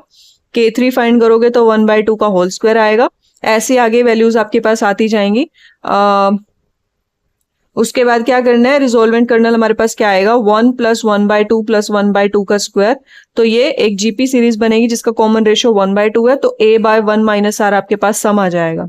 a की वैल्यू कितनी है 1 और r की वैल्यू कितनी है हाफ, तो यहाँ से भी सोल्व करके कितना आएगा 2, मतलब रिजोल्वेंट कर्नल 2 आ जाएगा। ऐसे भी कर सकते हो, ठीक है, जैसे आपको ठीक लगे आप वैसे कर सकते हो। 20th प्रॉब्लम के अंदर क्या बोल रहा है, for homogeneous Fredholm integral equation this equation a non trivial solution exist when lambda has value. अब इसमें बोला है कि लैम्डा की किस वैल्यू के लिए हमारे पास नॉन ट्रिवियल सॉल्यूशन एग्जिस्ट करेगा। मैंने आपको अभी एक चीज बताई कि अगर लैम्डा की वैल्यूज, ठीक है, आप जब फाइंड करते हो इक्वेशन से और आप उन लैम्डा की वैल्यूज को, ठीक है, यहाँ पे जैसे ये दे रखा है 5x equals to lambda integration 0 to 1 e⁻x + t 5t dt। आप लैम्डा की कोई वैल्यू फाइंड करोगे, ठीक है, और मान लो आपके पास यहाँ पे वैल्यू कुछ भी आ गई, सपोज z आ गई, और उस z को आप लैम्डा के इक्वल लिखोगे, उस केस में आपके पास क्या होगा, हमेशा नॉन ट्रिवियल सॉल्यूशन एग्जिस्ट करेगा। या तो नो सॉल्यूशन होगा, इनफाइनेटली मेनी सॉल्यूशंस होंगे। आपके पास कभी भी यूनिक सॉल्यूशन नहीं आने वाला, ठीक है। बट वो मैंने बताया था आपको नॉन होमोजीनियस पार्ट के लिए, क्योंकि यहाँ पे ना नॉन होमोजीनियस पार्ट प्रेजेंट था, राइट। बट अब हमारे पास इक्वेशन कैसी है, होमोजीनियस है। तो होमोजीनियस के केस में तो कभी भी नो सॉल्यूशन वाला तो ऑप्शन ही नहीं होता। होमोजीनियस केस में हमेशा हमारे पास या तो यूनिक सॉल्यूशन होगा और या होंगे इनफाइनेटली मेनी सॉल्यूशंस, ठीक है। अब यहाँ पे इन्होंने बोला लैम्डा की वैल्यूज फाइंड करनी है, क्योंकि अगर लैम्डा की वैल्यू 0 होगी तो उस केस में तो ट्रिवियल सॉल्यूशन एग्जिस्ट कर जाएगा, नॉन ट्रिवियल तो आएगा ही नहीं, राइट। तो इसीलिए मेरे को यहाँ से लैम्डा की वैल्यू फाइंड करके दिखाने किस लैम्डा की वैल्यू के लिए नॉन ट्रिवियल सॉल्यूशन एग्जिस्ट करेगा। अब अगर लैम्डा की वैल्यू मान लो z आई, ठीक है, तो मेरे को क्या करना है कि लैम्डा की वैल्यू z के लिए तो सॉल्यूशन होगा नॉन ट्रिवियल, और अगर मैंने लैम्डा की value non equals to z ले ली तो उस केस में कांस्टेंट 0 हो जाएगा, और कांस्टेंट 0 होने का मतलब 5x = 0 is the only solution, मतलब ट्रिवियल सॉल्यूशन, राइट। तो मेरे को क्या करना पड़ेगा, लैम्डा की वैल्यू फाइंड करनी पड़ेगी और उसको उस z के बराबर रखना पड़ेगा, मतलब जो भी आएगा, जो यहाँ आपने मान लो आपने क्या करना है, सबसे पहले इस इक्वेशन की आइगन वैल्यू फाइंड करनी है। मान लो आइगन वैल्यू z आई, ठीक है। अब जो इस इक्वेशन में यहाँ लैम्डा प्रेजेंट है, अगर उस z को लैम्डा के बराबर रख दिया तो यहाँ पे नॉन ट्रिवियल सॉल्यूशन मिलेगा, और अगर मैंने ऐसा लिखा lambda not equals to z है तो उस केस में ट्रिवियल सॉल्यूशन आएगा। ये सिर्फ होमोजीनियस की बात है। अगर नॉन होमोजीनियस की बात करें तो वहां पे नो सॉल्यूशन वाला केस भी आ जाता है, बट होमोजीनियस के केस में सिर्फ 2 ही ऑप्शन आते हैं, ट्रिवियल या नॉन ट्रिवियल। हमारे पास जो नो सॉल्यूशन वाला केस होता है वो एग्जिस्ट ही नहीं करता, राइट। तो मैंने आपको सिखाया था फ्रेडल-होम इक्वेशन के अंदर हम लैम्डा की मतलब आइगन वैल्यूज कैसे फाइंड करते हैं। आपको क्या करना है, x को t से रिप्लेस करना है, जो यहाँ पे वेरिएबल दे रखा है, तो क्या बनेगा 0 to 1 e⁻2t हो जाएगा, इंटीग्रेशन करेंगे तो कितना आएगा, e raise to the power 2t/2, 0 to 1 substitute करेंगे तो lambda into e raise to the power 2/2 minus 1/2, तो कितना आ रहा है, lambda into e square minus 1/2 आ रहा है। फिर मैंने क्या बोला था कि लैम्डा की डिवाइड बाय वैल्यू लिखनी है, मतलब ये, तो ये क्या होगा, हमारे पास आइगन वैल्यूज आएंगी। मतलब अगर मैंने लैम्डा की वैल्यू बराबर ली 2/e² + 1 के लिए, तो मेरे पास क्या आ जाएगा, नॉन ट्रिवियल सॉल्यूशन एग्जिस्ट कर जाएगा। तो किस ऑप्शन में है, ऑप्शन नंबर 4 में, तो ये ऑप्शन करेक्ट हो जाएगा। ठीक है, next we are moving to our 21 problem. 21 के अंदर क्या बोल रखा है, इंटीग्रल इक्वेशन दे रखी है, ये वोल्टेयर है, क्लियर पता चल रहा है, हैज सॉल्यूशन। ठीक है, अब कई बच्चे क्या करेंगे, डायरेक्ट देख के वोल्टेयर लैपलास लगा लेंगे, बट यहाँ पे मैंने क्या बताया था आपको, अगर याद हो, कि जब भी लैपलास आप लगाओगे ना, लैपलास के लिए आपको ध्यान करते हैं इंटीग्रेशन जो है ना वो 0 to x होनी चाहिए, तब जाके आप लैपलास लगा पाओगे। ठीक है, बट यहाँ पे 1 to x दे रखी है, तो 1 to x के केस में अगर कोई भी 0 to x के अलावा कोई भी और आपके पास इंटीग्रल की लिमिट्स आए वोल्टेरा के अंदर, तो आपको वहां पे डेरिवेटिव करना है दोनों साइड। ठीक है, लिबनिट्ज रूल ऑफ डिफरेंशिएशन लगा के आप इसकी कर सकते हो। तो क्या बनेगा देखिए, y of x equals to x minus integration की लिमिट 1/x yt dt। ठीक है, अब हम यहाँ पे लैपलास ट्रांसफॉर्मेशन लगा के तो सॉल्व नहीं कर सकते, बिकॉज मैंने आपको बताया था कि कॉन्वोल्यूशन इंटीग्रल के अंदर सिर्फ 0 to x इंटीग्रेशन होनी जरूरी है। ठीक है, तो मेरे को क्या करना पड़ेगा, यहाँ पे ये वाला जो इंटीग्रेशन की लिमिट है ना, इसको खत्म करना पड़ेगा।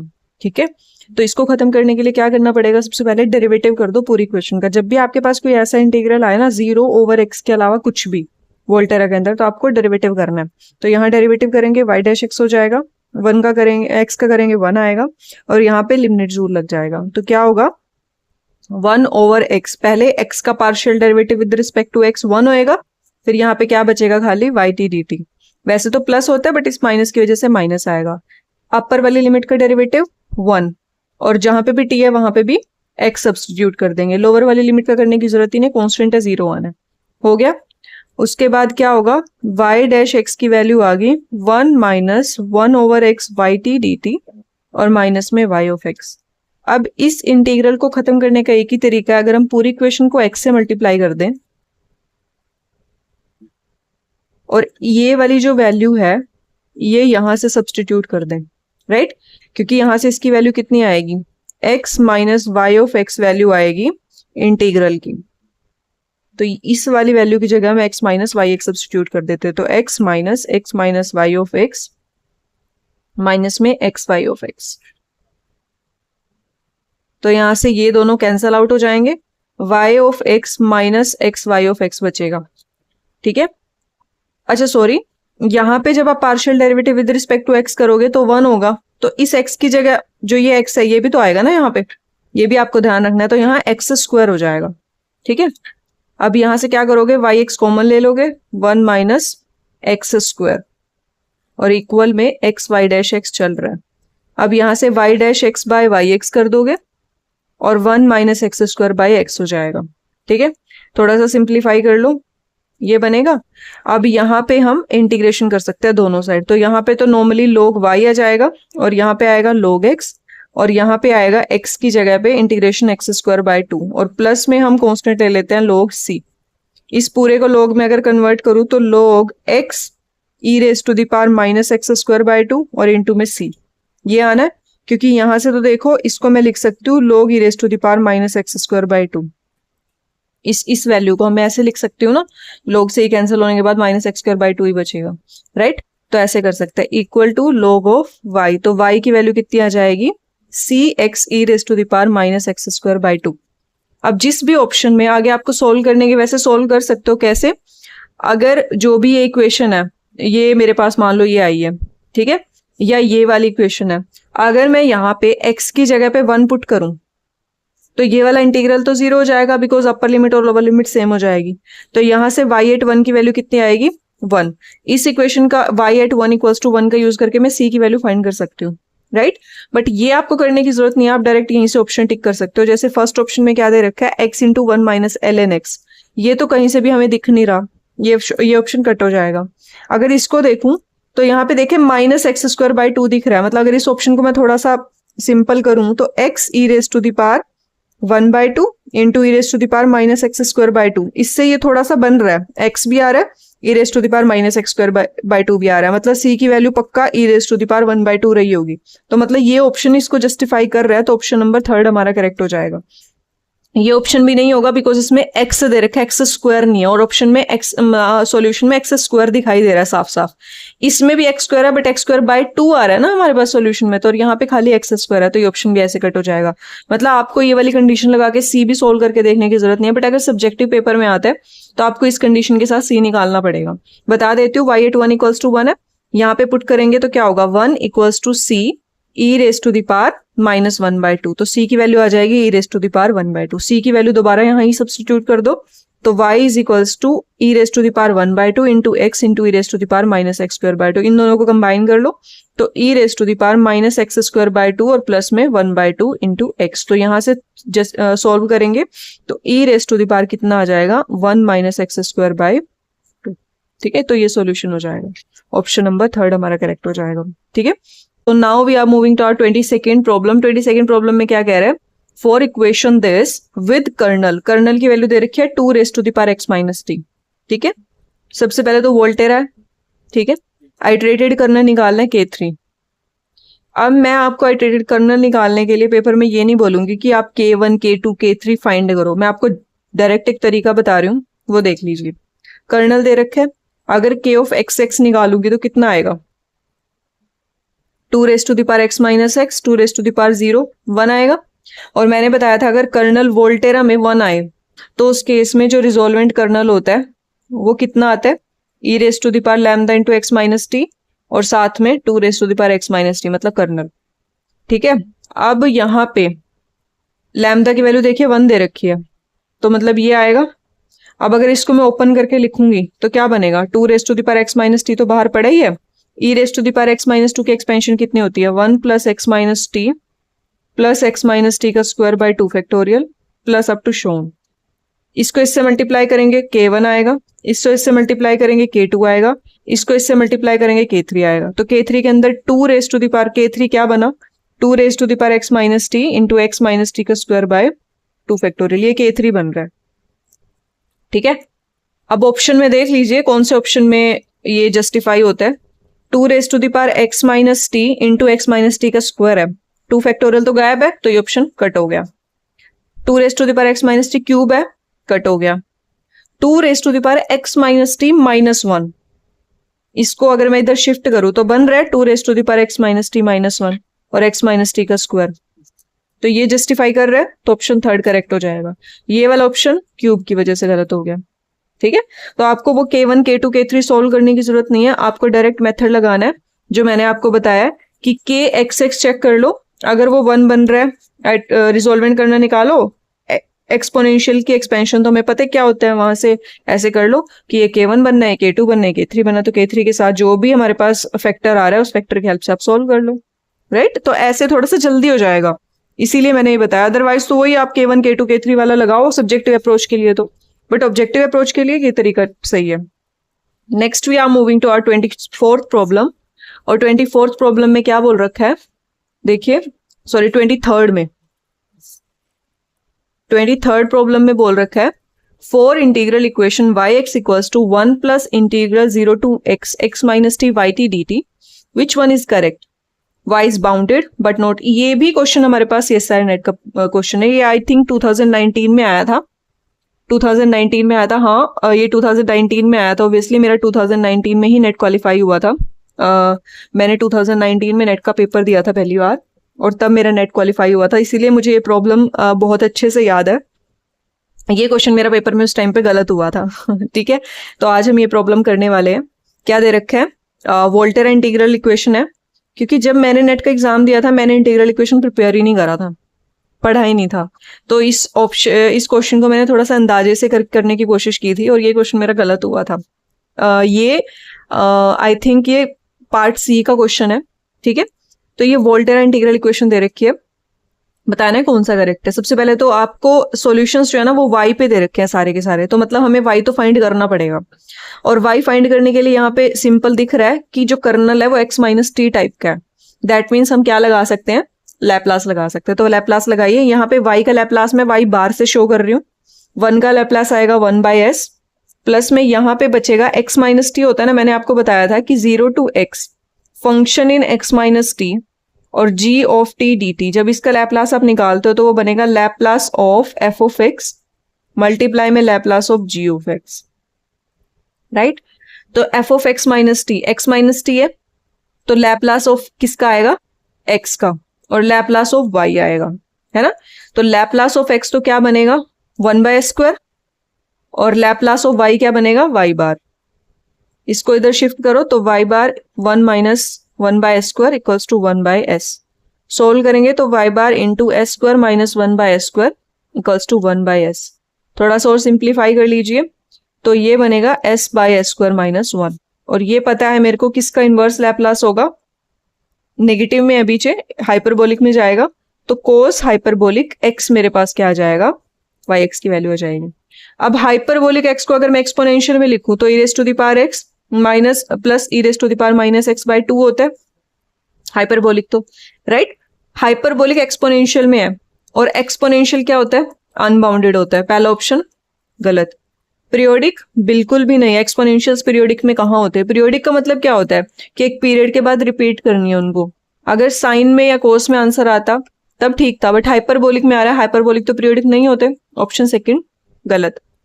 अब ये बताना है कि वाई एक्स जो है वो अगर लिमिट आर है, आर का मतलब माइनस इन्फिनिटी से प्लस इन्फिनिटी, ये वाली वैल्यू कभी भी हमें फाइनाइट वैल्यू नहीं देगी। E raise to the power x plus e raise to the power minus x over minus infinity plus infinity, integration कर लो।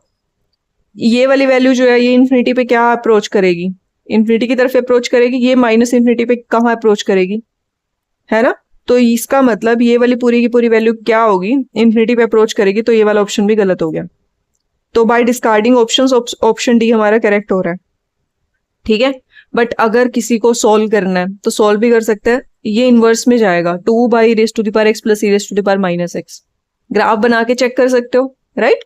तो ये वाला ऑप्शन हमारा मतलब इन्फिनिटी से कम वैल्यू ही देने वाला है, क्योंकि ये जो है ये डिनोमिनेटर में चला जाएगा, राइट। तो ऐसे आप कर सकते हो। 24th प्रॉब्लम के अंदर क्या बोल रहा है, सॉल्यूशन फाइंड करने इस इक्वेशन का। क्या है, फ्रेडल-होम इंटीग्रल इक्वेशन है और यहाँ से सेपरेबल कर्नल दे रखे हैं, सेपरेट करके आप सॉल्व कर सकते हो। मैंने क्या बताया था कैसे करना है, या तो आप रिजोल्वेंट कर्नल फाइंड कर लो मेरे वाले तरीके से, ठीक है। बट रिजोल्वेंट कर्नल के लिए मैंने तभी आपको एक सॉल्यूशन बताया है जब हमारे पास k ऑफ xt 1 दे रखो। यहाँ पे 1 तो किसी भी केस में नहीं होगा, है ना।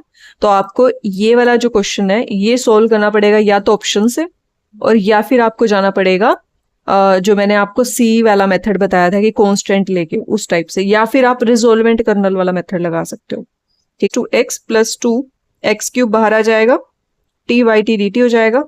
इसको आप क्या पुट कर दोगे, c। तो y equals to x plus 2x3 c हो जाएगा, जहां पे c क्या है 0 से 1 t y t dt। अगर y ऑफ x ये आ रहा है, y ऑफ t क्या बनेगा, ये बनेगा। वैल्यू पुट करो, ठीक है। सॉल्व कर लो।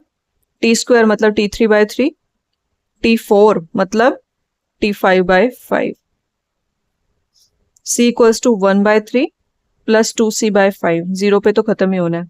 तो यहां से क्या आएगा, c into 1 minus 2/5 equals to 1/3। Solve करेंगे तो क्या आएगा, 5 minus 2 that means c into में 3/5 इक्वल्स टू 1/3। तो वैल्यू क्या आ रही है c की, 5/9।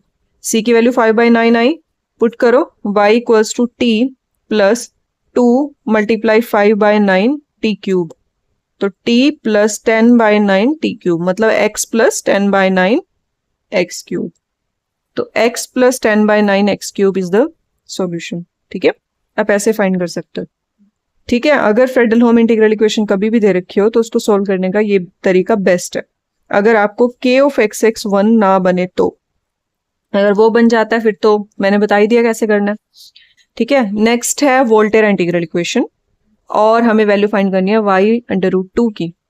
वोल्टेरा इंटीग्रल इक्वेशन के अंदर तो मैंने आपको बता दिया, और वैसे भी यहां से अगर मैं चेक करूं तो k ऑफ x 1 बन रहा है, रिजोल्वेंट कर्नल से भी आप कर सकते हो। तो जो आर एक्स टी होगा, आर एक्स टी 1, क्योंकि लैम्डा जो है यहाँ पे 1 है, तो उस केस में जो वैल्यू आएगी वो कितनी आएगी, 1 minus x square plus t square, साथ में e raise to the power x minus t.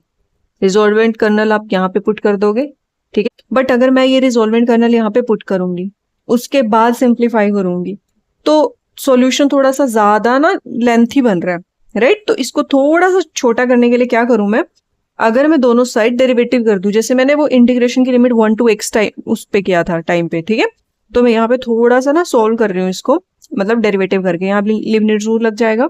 तो क्या बनेगा, integration 0 to x minus 2x y t d t, plus में अपर लिमिट का डेरिवेटिव 1 होगा, यहाँ पे पुट करेंगे तो 1 बचेगा, मतलब y ऑफ x बचेगा, राइट। क्योंकि ये तो कैंसिल ही हो जाएगा, 1 बचेगा, और 1 के अंदर तो x आप क्या ही पुट करोगे, तो यहाँ पे x पुट कर दोगे, राइट। ये बचेगा और इक्वल में x बचेगा, क्योंकि 2x/2 हो जाएगा, 2 से 2 कैंसिल, x बचेगा, ठीक है। ये आपके पास मतलब एग्जैक्टली बच रहा है अभी।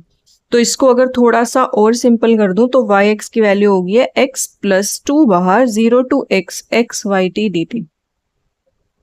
अब आप रिजोल्वेंट कर्नल वाला मेथड लगा सकते हो। यहाँ पे x दे रखे हैं, कर्नल हो जाएगा x मतलब k की वैल्यू, k2 फाइंड कर लोगे, k3 फाइंड कर लोगे, रिजोल्वेंट कर्नल फाइंड कर लोगे। अब मैं k1 k2 k3 आप पे छोड़ रही हूँ कि आपको फाइंड करना, ठीक है।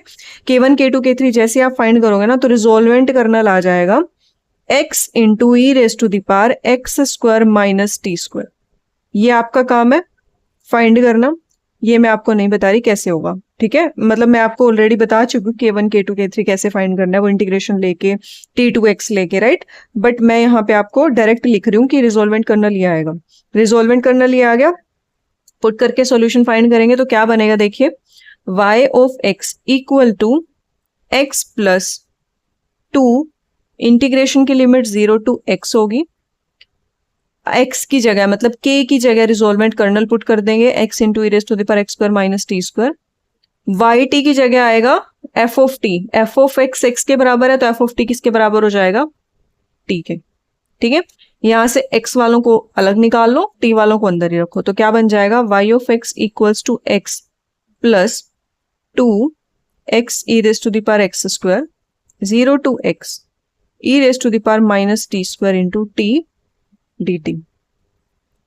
यहां से आप सोल्व कर सकते हैं इसको, तो ठीक है। तो क्या बनेगा, x plus 2x e raise to the power x square, यहां से जब आप इंटीग्रेशन करोगे तो टी स्क्वायर को z पुट करके कर सकते हो, राइट। तो टी स्क्वायर को z पुट कर लिया, 2t इंटू डी टी बराबर dz बचेगा, तो t इंटू डी टी तो dz/2 हो जाएगा। तो इंटीग्रेशन की 0 to x e raise to the power minus z dz/2 बचेगा, dz ये लिख दिया, 2 को 2 से कैंसिल कर दिया, ठीक। अब यहां से इंटीग्रेशन करेंगे तो e raise to the power minus z by minus 1 आएगा, लिमिट पुट करेंगे 0 to x, तो क्या हो जाएगा, e raise to the power minus x negative का और प्लस में 1, क्योंकि e raise to the power 0 कितना होता है 1, तो यहां से ये आ रहा है, इसको यहां मल्टीप्लाई करो तो बनेगा x plus x e raise to the power x square into, sorry z की जगह क्या था, t स्क्वायर था, z की जगह t स्क्वायर था ना, तो यहाँ पे मतलब t स्क्वायर अगर करेंगे तो ये x स्क्वायर बनेगा, ये भी थोड़ा सा ध्यान रख लीजिएगा। तो 1 minus e raise to the power x square negative का, क्योंकि यहाँ पे e raise to the power minus z था, राइट। ये हो गया, सोल्व करो, x plus x e raise to the power x square minus x, क्योंकि ये तो e raise to the power 0 बना देंगे, मतलब 1 हो जाएगा, x कट जाएगा, तो y की value x e raise to the power x square आ गई है। y अंडर रूट 2 कितना आएगा, under root 2 e raise to the power 2। तो सॉल्यूशन हमारे पास आ रहा है ये, राइट। तो ऑप्शन नंबर सेकंड हमारा करेक्ट हो जाएगा, ठीक। 26 प्रॉब्लम के अंदर क्या बोल रखा है, इक्वेशन दे रखी है ये वोल्टेरा है, वोल्टेरा के अंदर x माइनस टी टाइप का कर्नल है, तो हम लैप्लास लगा सकते हैं। लैप्लास लगाएंगे तो Laplace of 3 raise to the power x हो जाएगा, इनटू में लैप्लास ऑफ 5 हो जाएगा और लैप्लास ऑफ x हो जाएगा। Laplace of 3 raise to the power x कैसे निकालना है, क्योंकि हमने तो e raise to the power type का पढ़ा है, तो इसको मैं लिख सकती हूँ Laplace of a log 3 raise to the power x, sorry e raise to the power, right, e raise to the power log 3x, क्योंकि e से log तो कैंसिल हो जाते हैं, दोनों रेसिप्रोकेट फंक्शंस हैं, तो यही बचेगा। Laplace of 5 equals to Laplace of x, तो 1 बाय s स्क्वायर होता है, यहां से e raise to the power ax का जब लैप्लास निकालती हूँ तो 1/s माइनस ए आता है, तो ये क्या हो जाएगा 1/s minus log 3 Laplace of phi equals to 1/s²। तो लैप्लास ऑफ फाई क्या आ जाएगा, इसको उधर शिफ्ट करो, s minus log 3 divide by s², तो ये हो जाएगा 1/s माइनस log 3/s²। तो अब इनवर्स लैप्लास ले लेंगे, इनवर्स लैप्लास लेंगे तो क्या आएगा, phi is equals to 1/s, तो क्या होता है x, सॉरी 1/s तो होता है 1/s² होता है ना x, तो 1/s तो हो जाएगा 1, और यहाँ पे log 3 कांस्टेंट है, और s² का कितना होगा x², सॉरी x, ठीक है। तो 1 माइनस log 3x आ रहा है, तो 1 माइनस x log 3, तो ऑप्शन नंबर डी करेक्ट हो जाएगा, ठीक है। ऐसे करना है, तो 3 रेस टू द पावर मतलब a raise to the power x जब भी आए तो उसका solution s minus log a होता है, ये ध्यान रखना है, ठीक है। 27th प्रॉब्लम में हमें वोल्टेरा दे रखी है, सॉल्यूशन फाइंड करना है, कंडीशन दे रखी है y 0 इक्वल्स टू 2, यहाँ पे डायरेक्ट लैप्लास लगा लो। लैप्लास देखिए यहाँ पे x माइनस टी की पावर 0 कंसीडर कर सकती हूँ मैं, कर्नल, ठीक है। तो लैप्लास ऑफ 1 लगा लेंगे यहाँ पे, क्योंकि यहाँ पे 1 है, 1 को मैं x minus t raise to the power 0 लिख सकती हूँ, तो लैप्लास ऑफ 1 बचेगा, लैप्लास ऑफ 1 कितना होता है 1/s होता है। या फिर आप डायरेक्ट भी कर सकते हो कि जब भी आप लैप्लास इंटीग्रेशन पे लगाते हो तो इंटीग्रेशन पे लैप्लास लगाने के बाद हमारे पास आता है y बार, मतलब लैप्लास ऑफ y, और डिवाइडेड बाय p या s, जिस भी उसमें वैल्यू में आप लिखते हो, तो 1 का लैप्लास 1/s हो जाएगा और y का लैप्लास y बार होगा, तो y बार बाय s आ जाएगा। और यहां से y डैश, अब ये भी बता दूं कि जब भी आप डेरिवेटिव का करते हो, मतलब फंक्शन का डेरिवेटिव दे रखा है, उसका जब आप लैप्लास निकालते हो तो बनता है s f minus f at 0, ठीक है। ये वाली वैल्यू याद रखनी है, s f of s minus f at 0, तो यहां से होगा एस एफ एस क्या होता है Laplace of F, Laplace of F मतलब y बार, माइनस में एफ एट 0 मतलब y एट 0, y एट 0 कितना दे रखा है 2, लैप्लास ऑफ t क्या बनेगा 1/s², ठीक है। इसको इधर लेके जाओ तो 1/s minus y s y बार इक्वल टू 1/s² माइनस 2, तो यहां से क्या बनेगा 1 माइनस s²/s बनेगा, और यहां से आएगा 1 माइनस 2s²/s², s से s कैंसिल हो जाएगा और ये इधर आ जाएगा, तो 1 minus 2s²/s into 1 minus s², ठीक है। यहां से आप इसको सिंप्लीफाई कर लीजिए, सिंप्लीफाई करेंगे तो 1/s इंटू 1 माइनस s² बनेगा, और यहाँ पे बनेगा 2s/1 माइनस s²। ये वाली वैल्यू तो हमारे पास क्या होती है 2 कोस हाइपरबोलिक t, ठीक है। और ये वाली वैल्यू को अगर मैं सोल्व करूंगी तो देखिए यहाँ पे माइनस का आ रहा है, तो मतलब ये वाला ऑप्शन ट्रू होना चाहिए अगर देखा जाए तो, क्योंकि इसको हमने पार्शियल फ्रैक्शन से सोल्व करना पड़ेगा, ठीक है। पार्शियल फ्रैक्शन से सोल्व करेंगे तो पक्का 1/s और मतलब कुछ भी उस टाइप का आ सकता है, बट यहां से हाइपरबोलिक में आंसर आ रहा है, तो मतलब ये वाले 2 ऑप्शन तो गलत हो गए। अब बस इसका प्रॉब्लम है कि प्लस में आता है माइनस में आता है, ठीक है। तो यहां से आप पार्शियल फ्रैक्शन लगा लीजिए, पार्शियल फ्रैक्शन लगाएंगे तो मेरे ख्याल से शायद ये बनना चाहिए, क्योंकि यहां से देखिए s इंटू 1 माइनस s² आएगा और यहाँ से 1 माइनस s² प्लस s² आएगा, राइट, यही बनेगा। तो ये वाली वैल्यू आएगी 1/s का 1 हो जाएगा, और इसका होगा प्लस में कोस हाइपरबोलिक t, माइनस में 2 कोस हाइपरबोलिक t है, तो 1 माइनस कोस हाइपरबोलिक t बनेगा, राइट। तो ये वाला ऑप्शन करेक्ट हो रहा है, ये वाले ऑप्शन तीनों गलत हो जाएंगे। मतलब यहाँ से भी हम अंदाजा लगा सक रहे थे कि कोस हाइपरबोलिक में आंसर आया, दोनों ऑप्शन गलत हो गए, नेगेटिव है तो नेगेटिव में आंसर आना है, राइट। तो हम यहाँ से भी थोड़ा अंदाजा लगा सकते हैं, आगे सोल्व करने की जरूरत भी नहीं है, तो इस हिसाब से आप सोल्व कर सकते हो। 28 प्रॉब्लम के अंदर क्या है, सॉल्यूशन फाइंड करना है इसका। अब अगर मैं इसको ध्यान से देखूं, इसको थोड़ा सा सिंपल करके लिखूं तो ये है x minus t raise to the power minus 1/2 f t d t equals to root x, तो ये कर्नल है x माइनस टी टाइप का, तो Laplace of x raise to the power minus 1/2 हो जाएगी, लैप्लास ऑफ f हो जाएगा और लैप्लास ऑफ रूट x हो जाएगा। Laplace of x raise to the power minus 1/2, formula आपको लगाना पड़ेगा कौन सा, जो हम लैप्लास के लिए यूज करते हैं, ये होता है ना लैप्लास ऑफ, अगर मैं t raise to the power n पे लगाती हूँ तो क्या बनता है, gamma of n plus one by s raise to the power n plus one बनता है।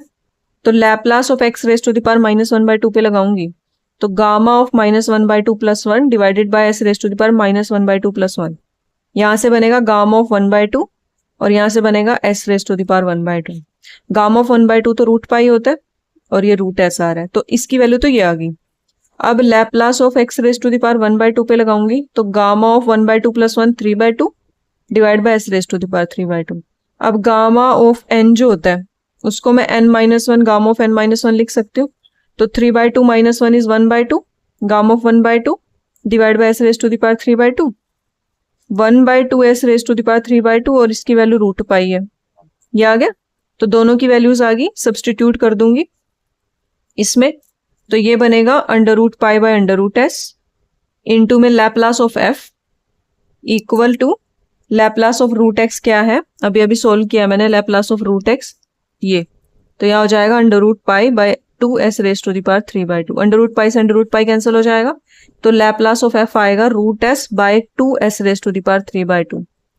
सिंप्लीफाई कर लो क्योंकि ये जो वैल्यू है ये है root s into s, root s से root s cancel, one by two s आ रहा है, लैप्लास ऑफ एफ इनवर्स करेंगे तो एफ की वैल्यू आ जाएगी वन बाय टू, क्योंकि वन बाय एस का तो लैप्लास इनवर्स वन होता है, तो वन बाय टू यहां से आंसर आ रहा है, मतलब ऑप्शन नंबर ए करेक्ट हो रहा है।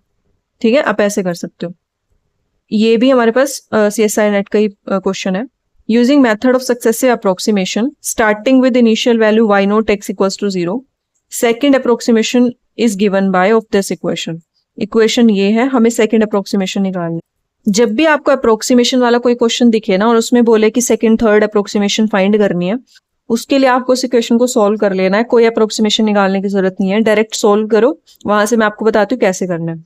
इसको सॉल्व करेंगे, कर्नल एक्स माइनस टी की फॉर्म का है, लैप्लास लगा सकते हैं, वोल्टेरा है ही है, तो Laplace of y y bar, Laplace of x one by s square minus में Laplace of x one by s square और वाई का हो जाएगा वाई बार। इसको इधर शिफ्ट करो तो ये बनेगा, यहाँ पे देख लीजिए, ये बनेगा y bar into one plus one by s square equals to one by s square, तो ये बनेगा s square plus one by s square into y bar equals to one by s square, तो y bar की value आ जाएगी one by square plus one, और ये तो क्या होता है साइन एक्स होता है इनवर्स लेने के बाद, तो वाई की वैल्यू आ जाएगी साइन एक्स, और साइन एक्स की एक्सपेंशन क्या होती है x minus x three by three factorial x five by five factorial minus में इस टाइप से। ठीक, अब इन्होंने इनिशियल अप्रोक्सीमेशन जो है ना वो एक्स दे रखी है, ठीक है, जीरो यहाँ पे गलती से लिखा हुआ था, ये आपको ध्यान रखना है, y zero x first approx मतलब जो इनिशियल है वो एक्स दे रखी है, तो इनिशियल मतलब वाई जीरो ये,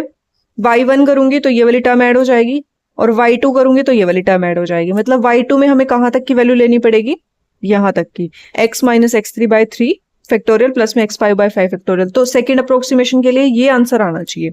तो ऑप्शन में किसमें दे रखा है, लास्ट वाले ऑप्शन में दे रखा है, तो लास्ट वाला ऑप्शन ट्रू हो जाएगा, बाकी जो ये वाले ऑप्शन आई हैं हमारे इनकरेक्ट हो जाएंगे। ठीक है, अब हम मूव करते हैं लास्ट प्रॉब्लम की तरफ, 30th प्रॉब्लम की तरफ। 30th प्रॉब्लम में क्या फाइंड करना है, सॉल्यूशन ऑफ दिस इक्वेशन। ये आई थिंक RPSC का क्वेश्चन है, कॉलेज कैडर का 2023 का, तो क्वेश्चन देखिए, सॉल्यूशन फाइंड कर रहे हैं इसका। ठीक है, हमें फ्रेडल होम इंटीग्रल इक्वेशन दे रखी है और kxx कितना है, kxt सॉरी कितना है, 1 है, तो रिजोल्वेंट कर्नल कितना आएगा, 1 बाय 1 माइनस ए लैम्डा, ए की वैल्यू 1 है और लैम्डा की वैल्यू हाफ है, तो यहाँ से रिजोल्वेंट कर्नल 2 आ जाएगा, तो सॉल्व कर लेंगे, 5x की वैल्यू कितनी आएगी, e raise to the power x plus 1 minus e by 2 plus में 1 बाय 2, 0 to 1, रिजोल्वेंट कर्नल 2 है और फाई ऑफ एक्साई की जगह ये आता है जो यहाँ पे एफ ऑफ एक्स प्रेजेंट है उसको एक्साई की फॉर्म में, मैं टी की फॉर्म में लेके चल रही हूँ, आप टी की फॉर्म में ले सकते हो, e raise to the power t plus 1 minus e by 2 into d t.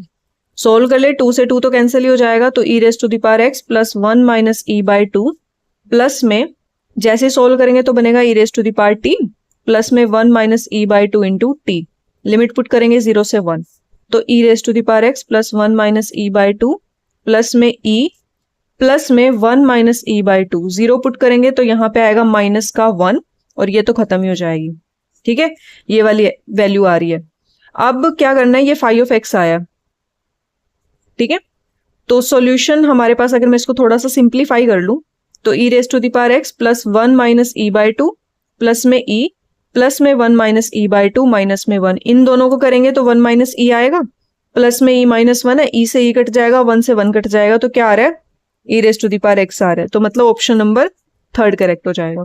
इसको आप ऐसे भी कर सकते हो ऑप्शन से, ये दो ऑप्शन तो आप डायरेक्ट कर सकते हो, e raise to the power plus minus x put करके देख लो कौन सी वैल्यू को जस्टिफाई कर रहा है। ये देखिए यहाँ पे पुट करेंगे तो e raise to the power plus minus x की इंटीग्रेशन क्या हो जाएगी, ई raise to the power plus minus x, अगर प्लस है तो कुछ नहीं आएगा, अगर माइनस है तो डिवाइड बाय माइनस 1 आ जाएगा। 0 to 1 पुट करेंगे तो e raise to the power plus minus 1 आएगा और माइनस में 1 आएगा, राइट। अब अगर नेगेटिव है तो यहाँ पे माइनस होना है और यहाँ पे प्लस होना है, ये भी ध्यान रखना है, ठीक है, अगर -1 है तो। उसके बाद डिवाइड बाय 2 है, अगर +1 है तो e raise to the power 1 minus 2 आ रहा है, यहाँ से ये पूरा का पूरा टर्म कैंसिल हो जाएगा, e raise to the power x बचेगा, तो जस्टिफाई कर रहा है तो मतलब ये ऑप्शन ट्रू हो जाएगा, ठीक है। तो ऐसे आप ऑप्शन से भी कर सकते हो, जिसको ये वाला मेथड नहीं समझ में आया होगा, वैसे तो ईजी है, ये हो ही जाना चाहिए, ठीक है। तो ये था हमारे पास पूरा इंटीग्रल इक्वेशन। आई होप आपके अब सारे के सारे डाउट्स क्लियर हो चुके होंगे इंटीग्रल इक्वेशन के। और सच मानिए अगर आपने 30th प्रॉब्लम्स आपने अच्छे से देखी हैं और शॉर्ट ट्रिक्स भी समझी हैं, तो आपका सब्जेक्टिव और ऑब्जेक्टिव दोनों में क्वेश्चन गलत नहीं जाने वाला इससे। फिर भी अगर कोई डाउट है तो प्लीज कमेंट करके मुझसे पूछिएगा जरूर कि क्या डाउट है, मैं उसको जरूर क्लियर करने की कोशिश करूंगी।